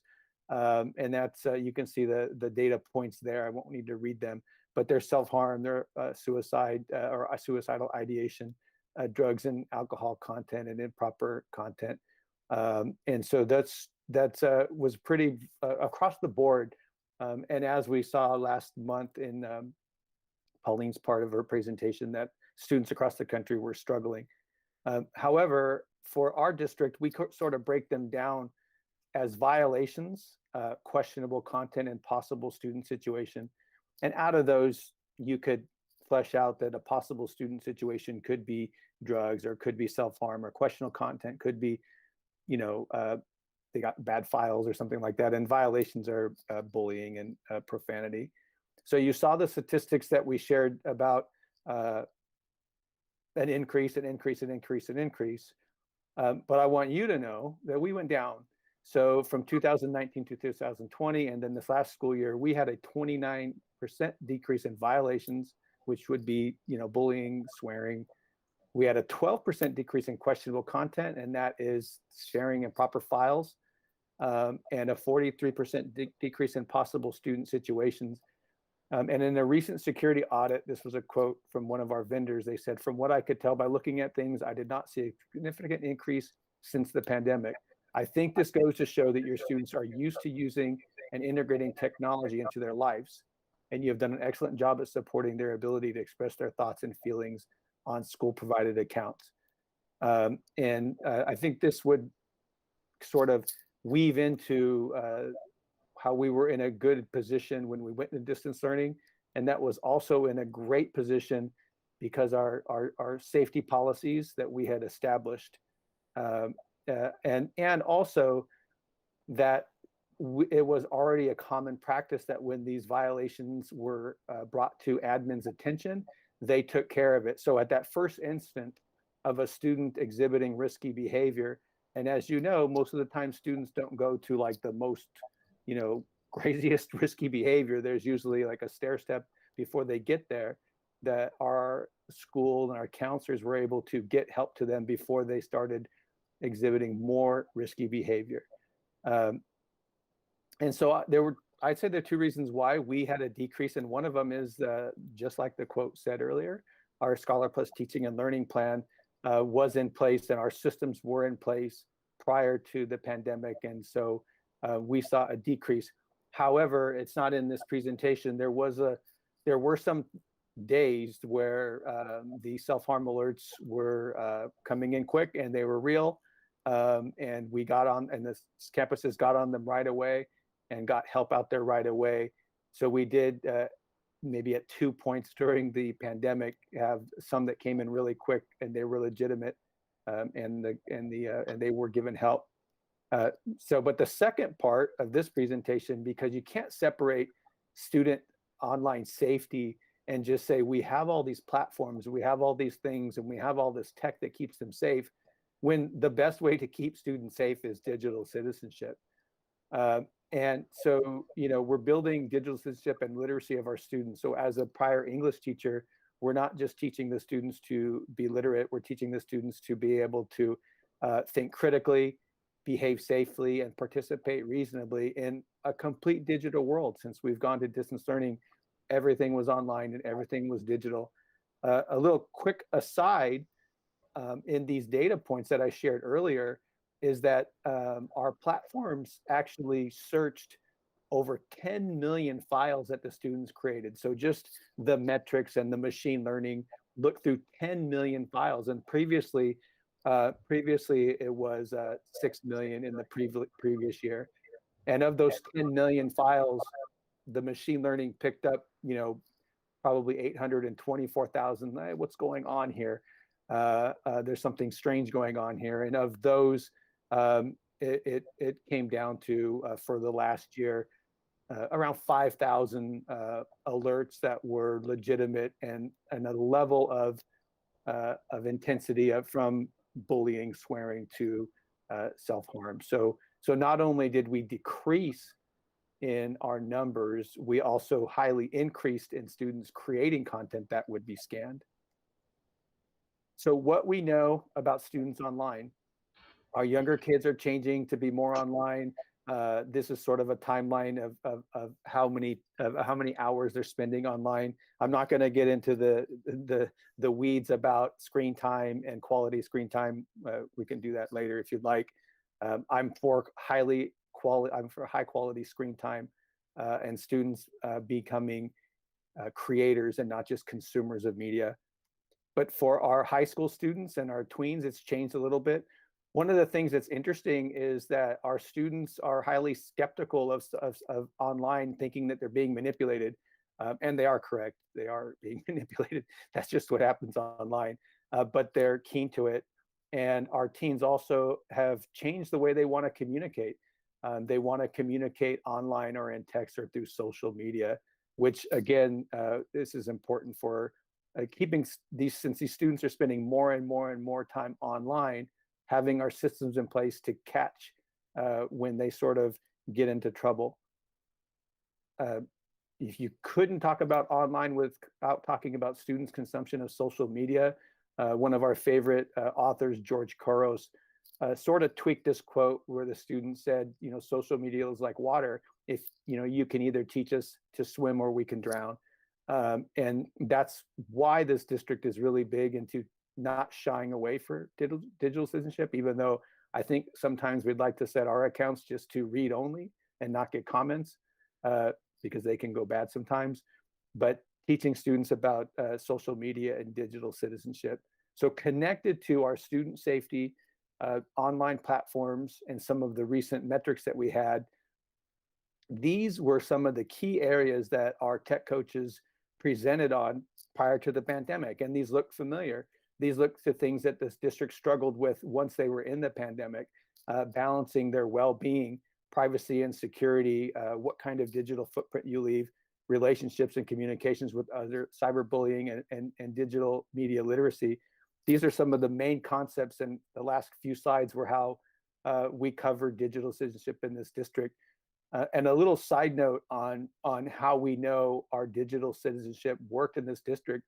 was specifically, and Pauline and Bob know that when we were implementing new wellness programs, our students were skeptical of those programs and they were contacting tech saying, should I be answering these questions? Like, I've been taught not to answer these questions. We would work with the teachers and talk to them and say, thank you for asking, thank you for checking. I'm glad you are skeptical of answering questions that might being posed to you in the online environment.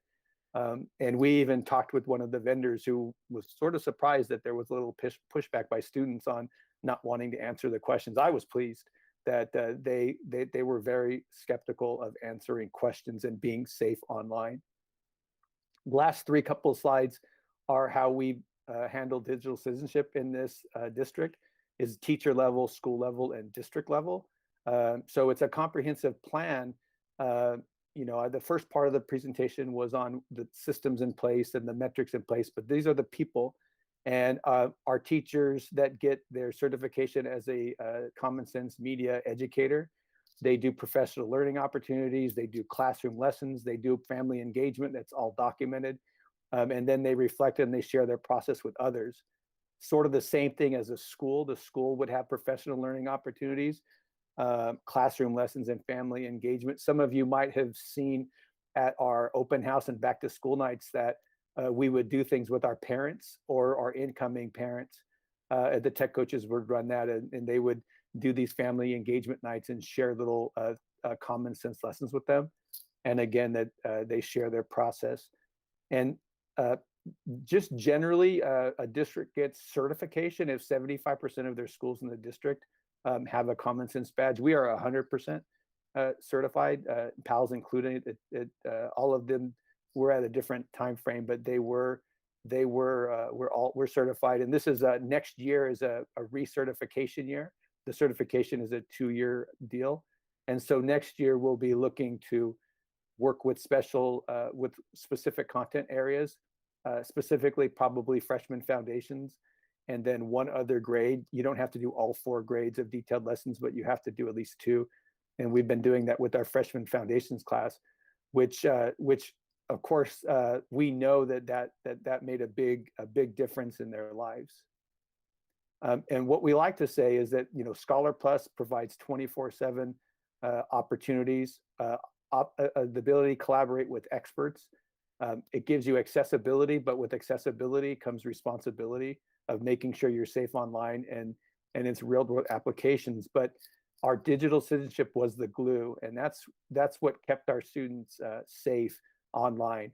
Not that, like I said, not that we didn't have some key alerts that were very important to get to, but this comprehensive process cannot be divorced from districts that are just buying things and putting platforms out there and keeping an eye on students and reporting back.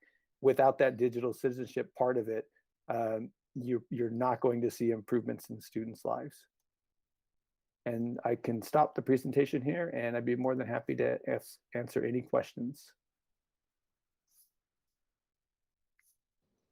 Any questions from the board members? No, none from me. No. No, I don't have any questions. No. Okay. No. Okay, there are no questions. Thank you, Mr. Williams. Okay. Is that the end? That's the end of the presentation, sir? Yes, sir. Okay, excellent. Thank you for the presentation. Okay. Thank you, Joe. Tony, were you going to say something, trustee stuff? No, I just wanted to thank Joe for the presentation and keeping us updated on what we've been doing for a long time. So that's good. It's really good. Yes. Okay. Yeah. I just want to add also the outcomes. That is really, really important, right? The decrease that we have in our district, even though in the other, it was at the national level, Mr. Williams. It was a small increase, right? It was a really, really small increase, but we have a significant decrease. Yes. And somebody might be thinking, why is small 76%? But if you look at that, is the percentage. Can you put slide number 1? I won't take more than 60 seconds, please. If you Yeah, stand by. Yeah, sure.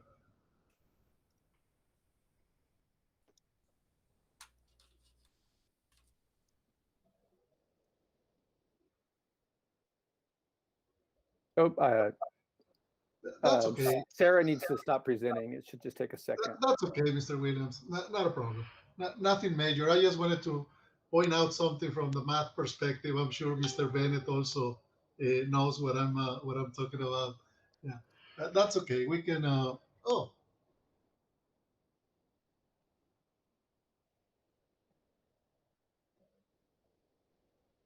This is the nationwide data. oh yes, yes. And when I said small percentage increase, right? Nonetheless, was an increase. And our district had a decrease of 40-something%. And I said it's small because if you can see 76% increase from 5.0 to 8.9 incidents per 1,000 students, right? So 5% of 1,000 would be 0.5%, Mr. Bennett, right? 0.5% actually. So 76% of 0.5%, right, is probably like 0.35% increase. That's why it translates into a point, I said a small percentage. So we can play with numbers in math. In the national level, they are saying this, but actually is a really, really, really small increase, the one that it happened. I don't know if, would you agree with that, Mr. Bennett? I just noticed those numbers. Yeah. I would also caution that, so these numbers are just the number of incidents per 1,000 students. They don't tell you if the increase was one student that had 3 more incidents, right? So yes. districts that are experiencing this will a lot of times have their frequent flyers that they have not addressed. And how we address them were like I said, through digital citizenship. Exactly. We didn't want them to keep repeating. And one of the things that this doesn't address is that, so like I said, the year before, the platforms reviewed over 6 million items. Well, in this year, they reviewed 10 million items. So from year to year, we increased by 4 million items that the platform had to review, and we also decreased. So it is it is an interesting number, but you are. Yeah, no, and that's what I said, that even though it was a really small increase, we had a big decrease. So I was making the comparison from national level. If you look at it, according to what our numbers are, we have about 10,000 students in the district. 10,000 students, So exactly. you're talking about 50 incidents down So, to now, Joe. Here's an example. Here's an example. So for possible student situations, and luckily this isn't a high number, right? So Mr. Bennett, if I did the math incorrectly, I'll fall on my sword. So so the year prior we had 292 possible student situations, and then this last year ending we had 168. I was an English teacher. I did the math. I think it's 43%.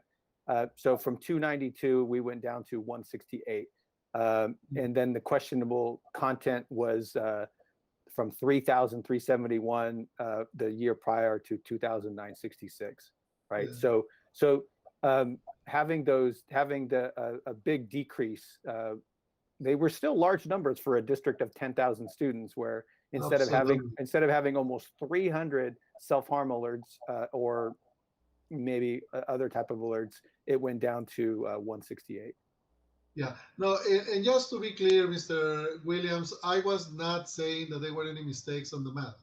I was just saying to look at things in perspective, to look at things in perspective. I'm not saying it was wrong or questioning. I'm just saying the data, because it's not normal when at the national level they present, oh, we have a 76% increase, when it was not.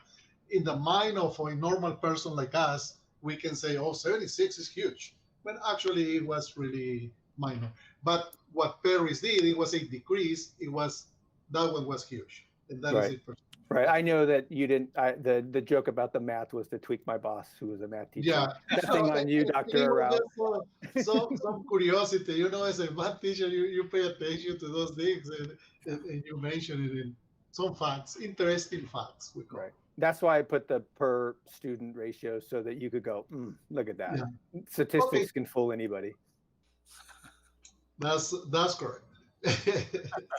Okay, so thank you very much for the presentation. That was the last item of the regular board meeting, and the next item is an action item to adjourn the special meeting of today, June 7th. Do I have a motion to adjourn? So moved. Trustee Nelson, Second. Trustee Vallejo. Now we are going to vote. Trustee Vallejo, Aye. Trustee Freeman. Aye. Remember, we have a CMI meeting. Yes, thank you, Trustee Freeman. Trustee Nelson, Aye. Trustee Stafford, Aye. and Trustee Arauz, aye. Now we are going to vote electronically, please. And upon a roll call vote being taken, the vote was 5-0. And this meeting is adjourned at 7:43 p.m. Okay, now we are going to. Can I get like 3 or 4 minutes to go feed my dogs? I'll be right back. Oh, absolutely. So what about we reconvene 7:50, 6 minutes? That would be fine. Thank you. Okay, let's reconvene at 7:50. Okay.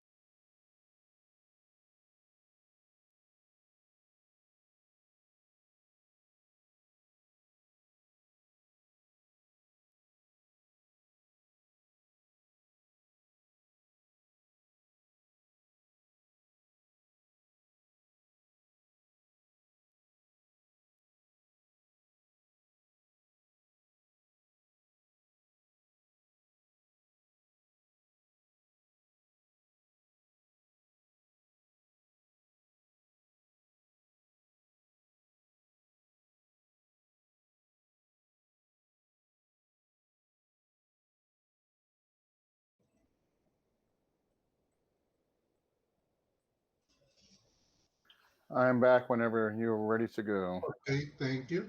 I'm seeing Trustee Nelson. Everybody is here. Just double checking if Ms. Vallejo is already here. Okay, perfect. So are we ready to continue, Mr. Bennett? I opened up ESB real quick so you guys could join. Okay, excellent. Thank you. Special board meeting. Okay, let's see my.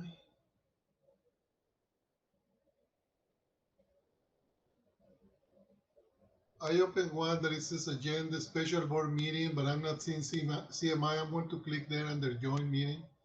Ms. Senator Fessner, let me know if I clicked the right one. Yes, I'm in the right place. Yes, everyone's in. Yeah, perfect. Thank you. I just want to confirm if Mr. Bennett is here.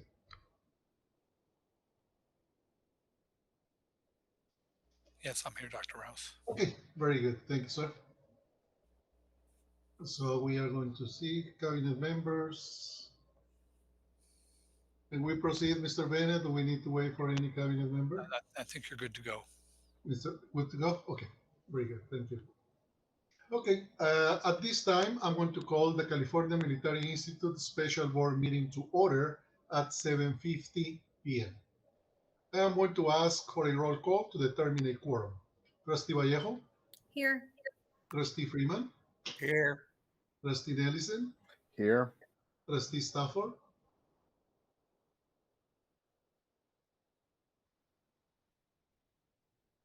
Trustee Stafford?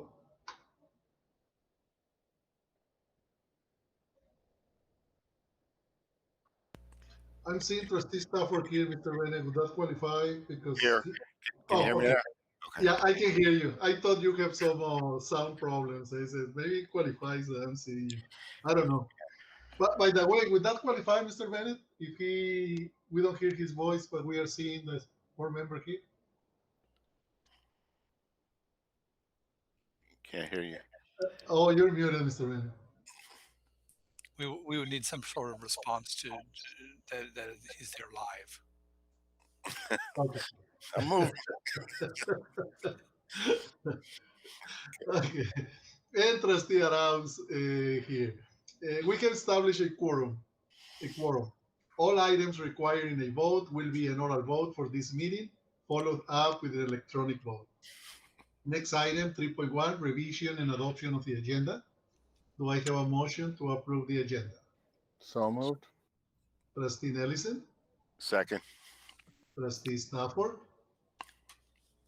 Any comments in terms of the agenda? Okay, hearing none, we are going to proceed to vote. Trustee Vallejo? Aye. Trustee Freeman? Aye. Trustee Nelson? Aye. Trustee Stafford? Aye. And Trustee Arauz, aye. Let's proceed to vote electronically. And upon a roll call vote being taken, the vote was 5-0. 4.1, our next item, invitation to address the Board of Trustees on non-agendized items. Do we have any public comments, Mr. Bennett? No public comments on agendized item. Non-agendized items. Right. Thank you, sir. Okay. The next item is our consent calendar. Approval of consent calendar items. Do I have a motion to approve the items listed under the consent calendar? So, Second. take Randy.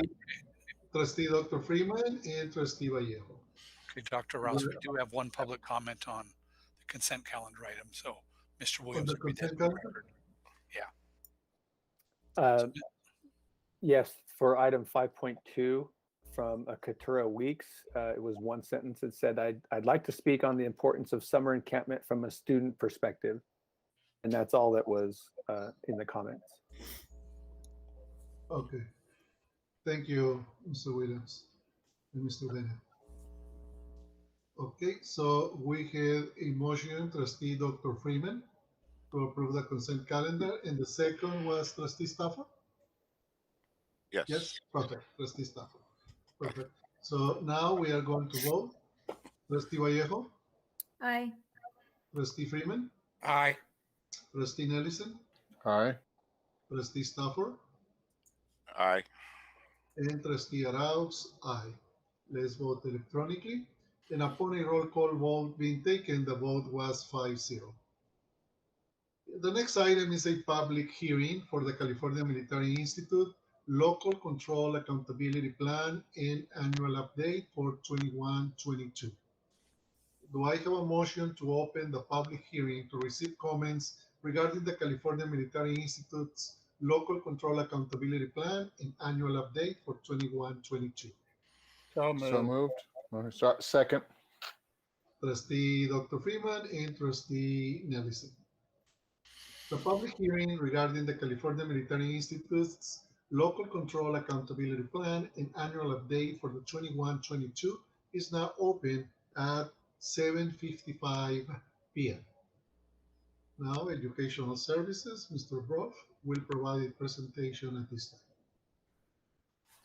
Well, thank you. Actually, I'm just here to tee up Miss Dr. Milosevich. I'm still working on that. I try so hard each time, Doctor. But he's there to present his LCAP to you, and take it away, Nick. Thank you, Mr. Brough. Good morning, President Aro and board member, Superintendent Bennett, Cabinet.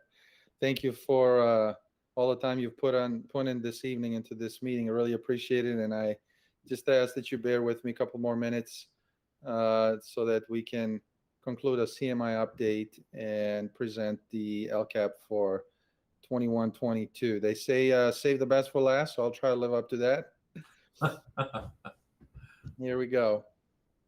Thank you, Ms. Sarah, for advancing the slides. So the goal in the next couple of minutes is to share the update with you and, like I said, present the LCAP plan for California Military Institute. We're continuing with the 4 goals we've always tried to attain to. They are that all students will attain proficiency in English language arts and math. We want all students to graduate from high school prepared for college or career. We want to make sure they're safe, both students and staff, and that we continue to leverage and work closely with our parents and our community. Next slide, please.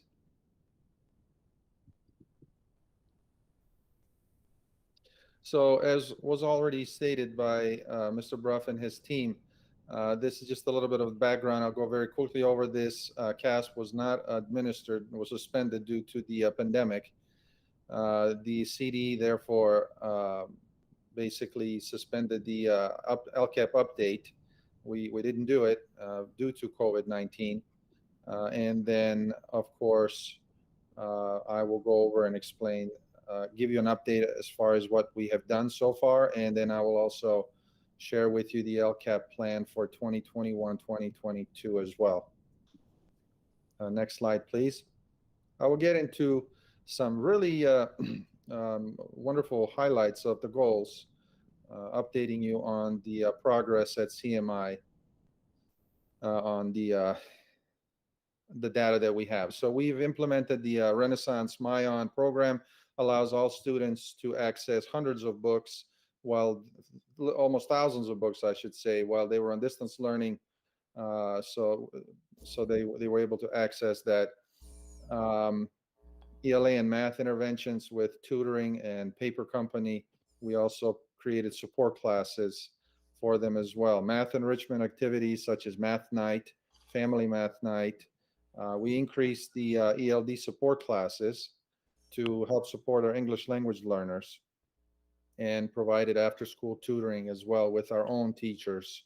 I'm very proud of the standards-based grading that CMI started at the district and continues to implement and share the knowledge that we have gained, which really has shown to increase student motivation in the work that they're doing. Also, we continue to implement the MTSS and RDI strategies through our professional learning communities, where our teachers look at the data and then create strategies to support our students. We also provided professional development with T4 Learning, Solution Tree, and other providers for our teachers. Next slide, please. Mr. Milosevic. Yes, sir. Sorry. Before we go to the next slide, just wondering, and if you don't have the answer for this, don't worry at all, okay? Okay. I didn't know the answer in the morning for my school, so not a problem until I ask. Just wondering about what percentage or what has been the response for paper.com? Paper.co, I have received excellent feedback from the students who have used it. The feedback has been that it has been extremely helpful. I've read a number of them. Okay. So those who are accessing it and using it have seen, they feel that it has been extremely supportive and extremely beneficial. So that much I know because I've read those reviews by our students. Reviews. But I don't have the exact percentage off the top of my head. Yeah, no, yeah, that's fine. How I said, no, not a problem. Yeah, those who used it really loved it. Yeah, yeah, that's what I heard from some students, but I'm curious to find out also from my school to find out what is the response from the students. But it's an excellent program. Thank you. You're very welcome. Next slide. Some of the successes, 53% of our EL students did pass ELA with a C or better, and about 57 students passed math with a C or higher. We did see some improvement in terms of EL students making progress towards their proficiency, slightly increasing to 43%. And we worked really hard to provide professional development to our ELD teachers with ELD curriculum. Appreciate the student services and Mr. Charles Tippy who helped coordinate that. Our English language learners continue to face challenges, and we are aware of that. And we're continuing to provide additional support sections for them. They definitely require increased support and interventions, both English language arts and math. But we are aware of that, and we are providing supports already planned for next year as well. Next slide.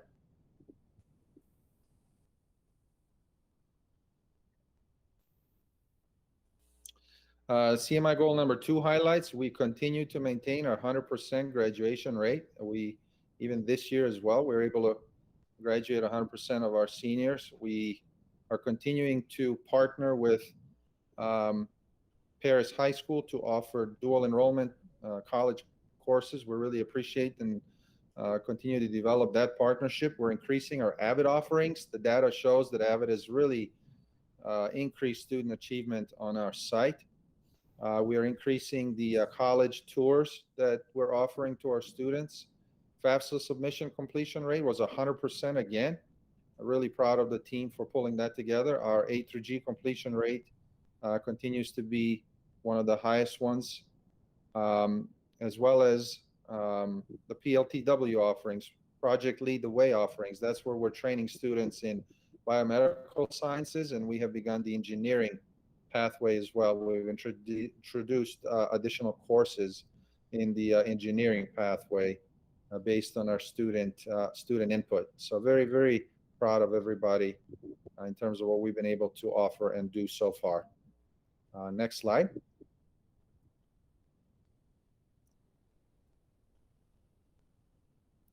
Goal number 3, student safety highlights. I'm really, really appreciative of the IT department and the collaboration we have with them, the excellent communication we've established. Thank you, Joe, and your team. The information that we receive, our team on the ground quickly responds to these alerts, self-harm alerts, and we're able to mitigate and provide support very, very quickly to our students and families. I'm also very, very proud of the team, counseling team, who continually goes above and beyond to provide presentations and knowledge to our parents about cyber safety, drug and mental health awareness programs. They continue to do that even while we're on lockdown virtually, and many of our parents took advantage of that. The 5-star student engagement system is slowly coming to fruition. It's where students can receive credits for doing the things we want them to do, like showing up on time and showing respect and integrity and those sorts of things, and then getting rewarded for that. And then, of course, we were able to develop and introduce various cohorts throughout the campus in this past year to support our students at CMI. Next slide, please.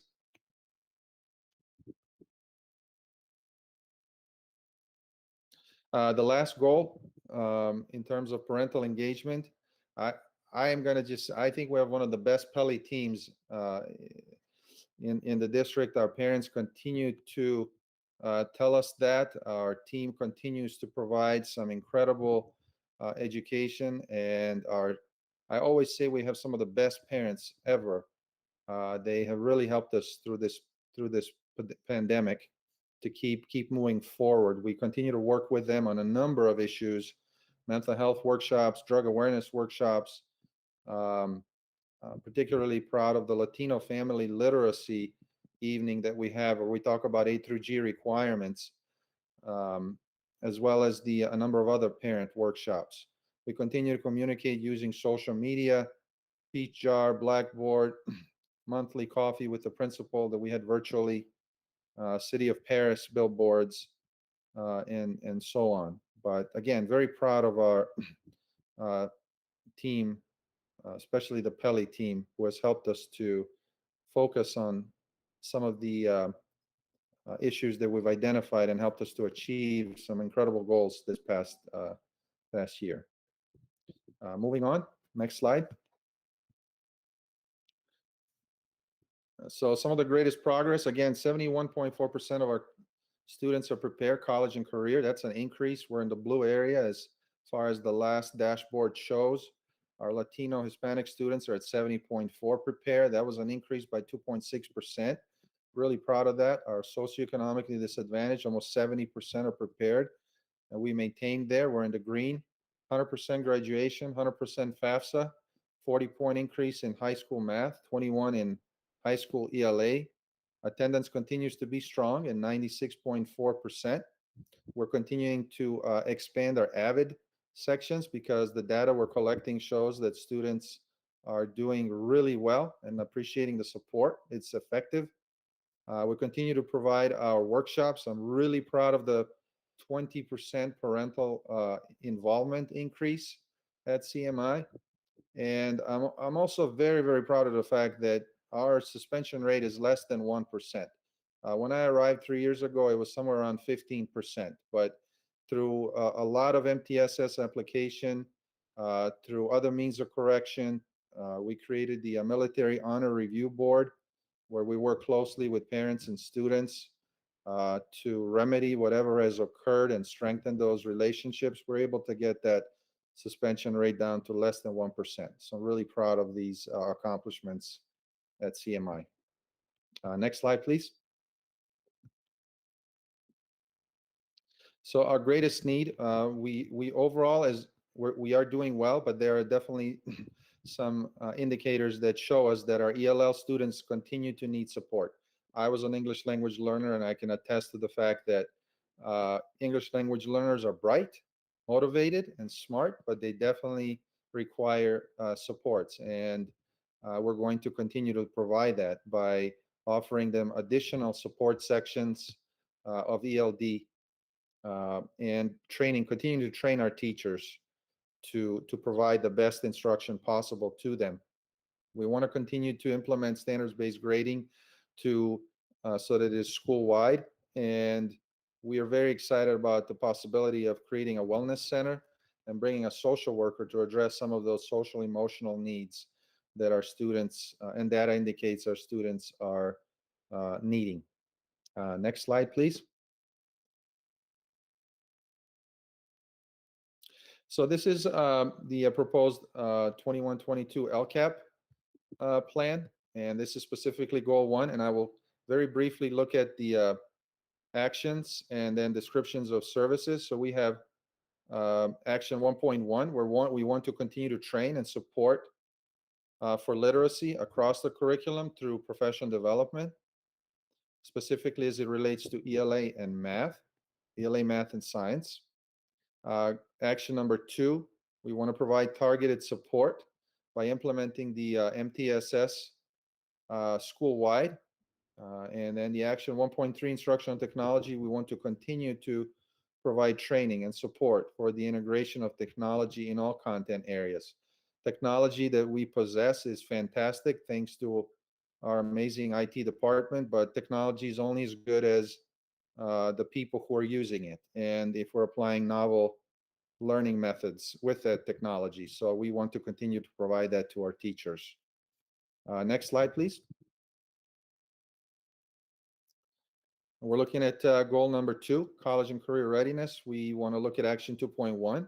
We want to provide expanded opportunities for remediation and acceleration and enrichment for those who are wanting to go above and beyond through college and career programs.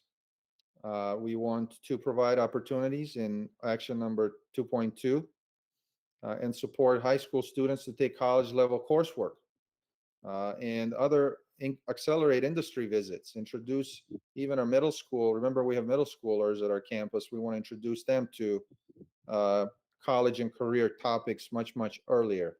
We don't want to wait till they get to high school. We want to introduce them sooner. So want to focus on that. And in action on 2.3, we want to provide training and support for students to develop their college and career readiness skills so they can be successful in high school and beyond. Next slide, please. Goal 3 is student safety. We want to provide tier 1 supports, action 1. That would be for the majority of our students. All students, actually, first best instruction, but we want to do that by consulting and providing motivational speakers and working one-on-one directly with our students, by also fully implementing tier 1 practices such as PBIS, for example. Action 3.2, again, we're looking at targeted intensive support services, tiers 2 and 3. And we want to provide that throughout regular intervals during the school year, mainly planning to use consultants and fully implement the MTSS program, as well as provide support sections within the master schedule to students who need it, both within the master schedule, during the school day, and after the school day. Action 3.3, we want to continue to invest in our teachers and staff, but we also want to provide training, develop a comprehensive tiered approach to improving student attendance and reduce chronic absenteeism. A unique thing about CMI is that we are a 5 through 12 school.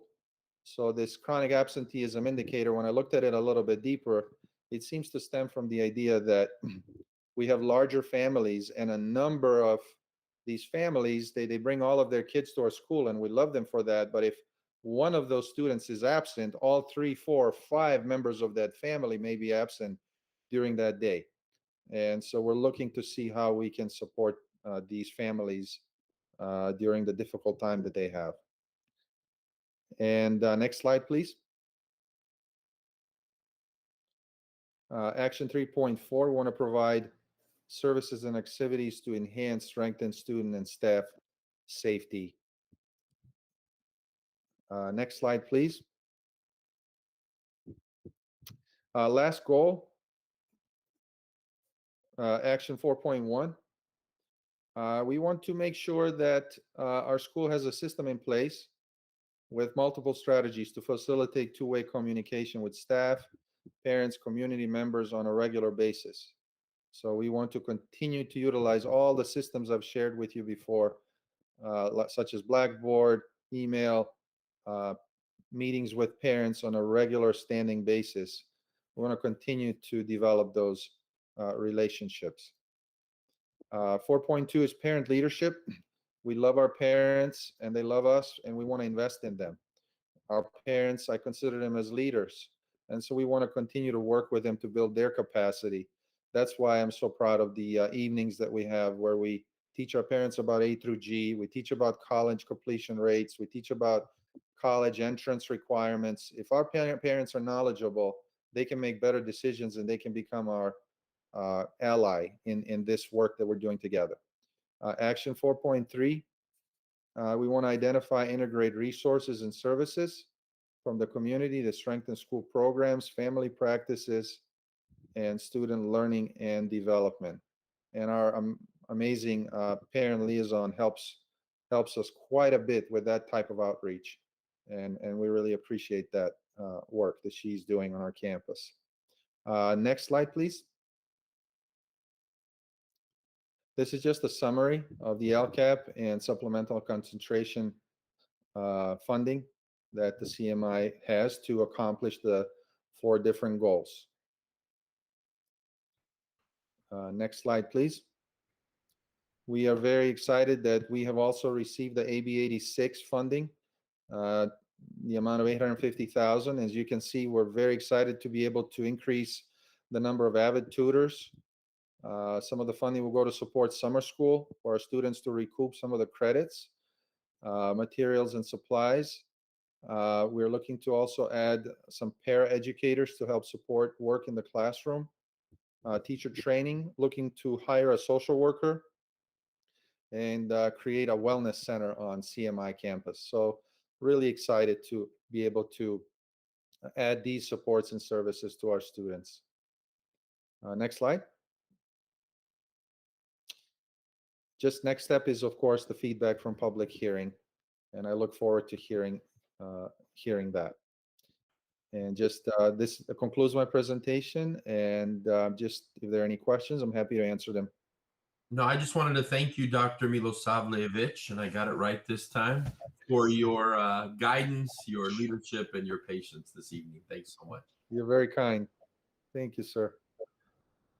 Okay, do we have any questions from the board members or comments? No?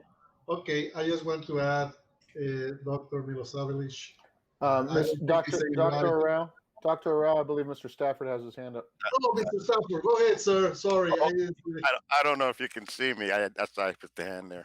I just wanted to congratulate Nicholas on everything he's done over there.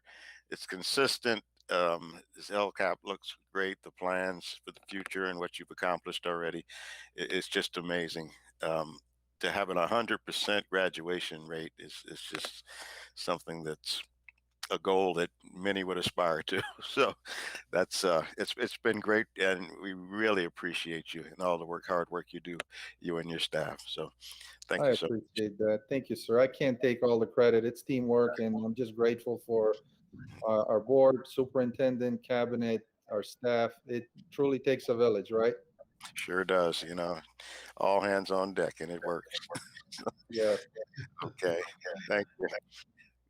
Okay, Dr. Rao, I'm finished. Thank you, Trustee Stafford, for your comment, and I want to say congratulations also, Nicholas. Excellent job. In what I wanted to mention is not because you have those results, you are not planning and being proactive and looking at the strategies. We cannot improve more, right? But you are making sure that you keep that level of performance without taking any risks. So it's really difficult to once you get to that level. So congratulations and thank you for continue to support the students. Thank you, sir. Okay. Now, are there any public comments regarding this presentation about the LCAP from CMI? No public comments, Dr. Rouse. Okay. So the public hearing regarding the California Military Institute's Local Control Accountability Plan and annual update for the 21-22 is now closed at 8:18 p.m. There is a motion. I want to need your help again, Señorita Fetzner. There is a motion by Trustee Freeman, Trustee Dr. Freeman and second by Trustee Nellison. Trustee Nellison to receive for review and consideration as part of the first reading the California Military Institute's Local Control and Accountability Plan, and annual update for the 21-22 school year. Now we are going to vote on this item. Trustee Vallejo, Aye. Trustee Freeman, Aye. Trustee Nellison, Aye. Trustee Stafford, Aye. and Trustee Arauz, aye. Now let's vote electronically, and upon a roll call vote being taken, the vote was 5-0. 6.2, public hearing regarding adoption of the 21-22 California Military Institute budget. Do I have a motion to open the public hearing to receive comments regarding the 21-22 California Military Institute budget? So moved. Trustee Stafford? A second, please. Second. Trustee Nellison, Stafford and Nellison. The public hearing regarding the 21-22 California Military Institute budget is now open at 8:20 p.m. Now, Ms. Rains and Alicia, they are going to provide a presentation at this time. Okay, well, this is presentation 7 of 7 tonight, if you're keeping track. And I think I can assure you it will be the shortest because almost everything that applies to the district budget applies to the CMI budget, which means Alicia gets to get right to the point. So go ahead, Alicia. So if you want to change the slide, good evening again, everyone. So CMI's specific calculations for the LCFF is 11,213 for grades 4 through 6, 11,546 for grades 7 through 8, and 13,729 for grades 9 through 12. And just like the district, it's based off of the 5.07 mega COLA and does not include any augmentation to supplemental concentration. Their rolling average is 91.44%, which is a bit higher than the district, which is why you see a bigger per ADA amount for them. Next slide, please. So just like the district side, we use assumptions. And again, just reminding you on the special ed COLA, that is rare to have a compounded COLA. Even though we do have them listed in the out years, those may not stay. Step and columns all included, STRS and PERS, that increase for them specifically was about a $207,000 increase. Unemployment insurance was about a $75,000 increase for them specifically. Next slide, please. So CMI, their estimated actuals, their ending fund balance, we're projecting to grow by about $2.1 million over what we had for our second interim. And that is due to the savings from distance learning, reduced subs, reduced utilities, unfilled positions, so on and so forth. The same basic concepts as the district. Going into 21-22, you do see that they are slightly deficit spending, and some of that is because I don't want to get too far into the weeds because I want to keep this short. But like Candace said, when you have so much, you have the 1 year revenue and then the expenses, and if you're over that, then you're deficit spending.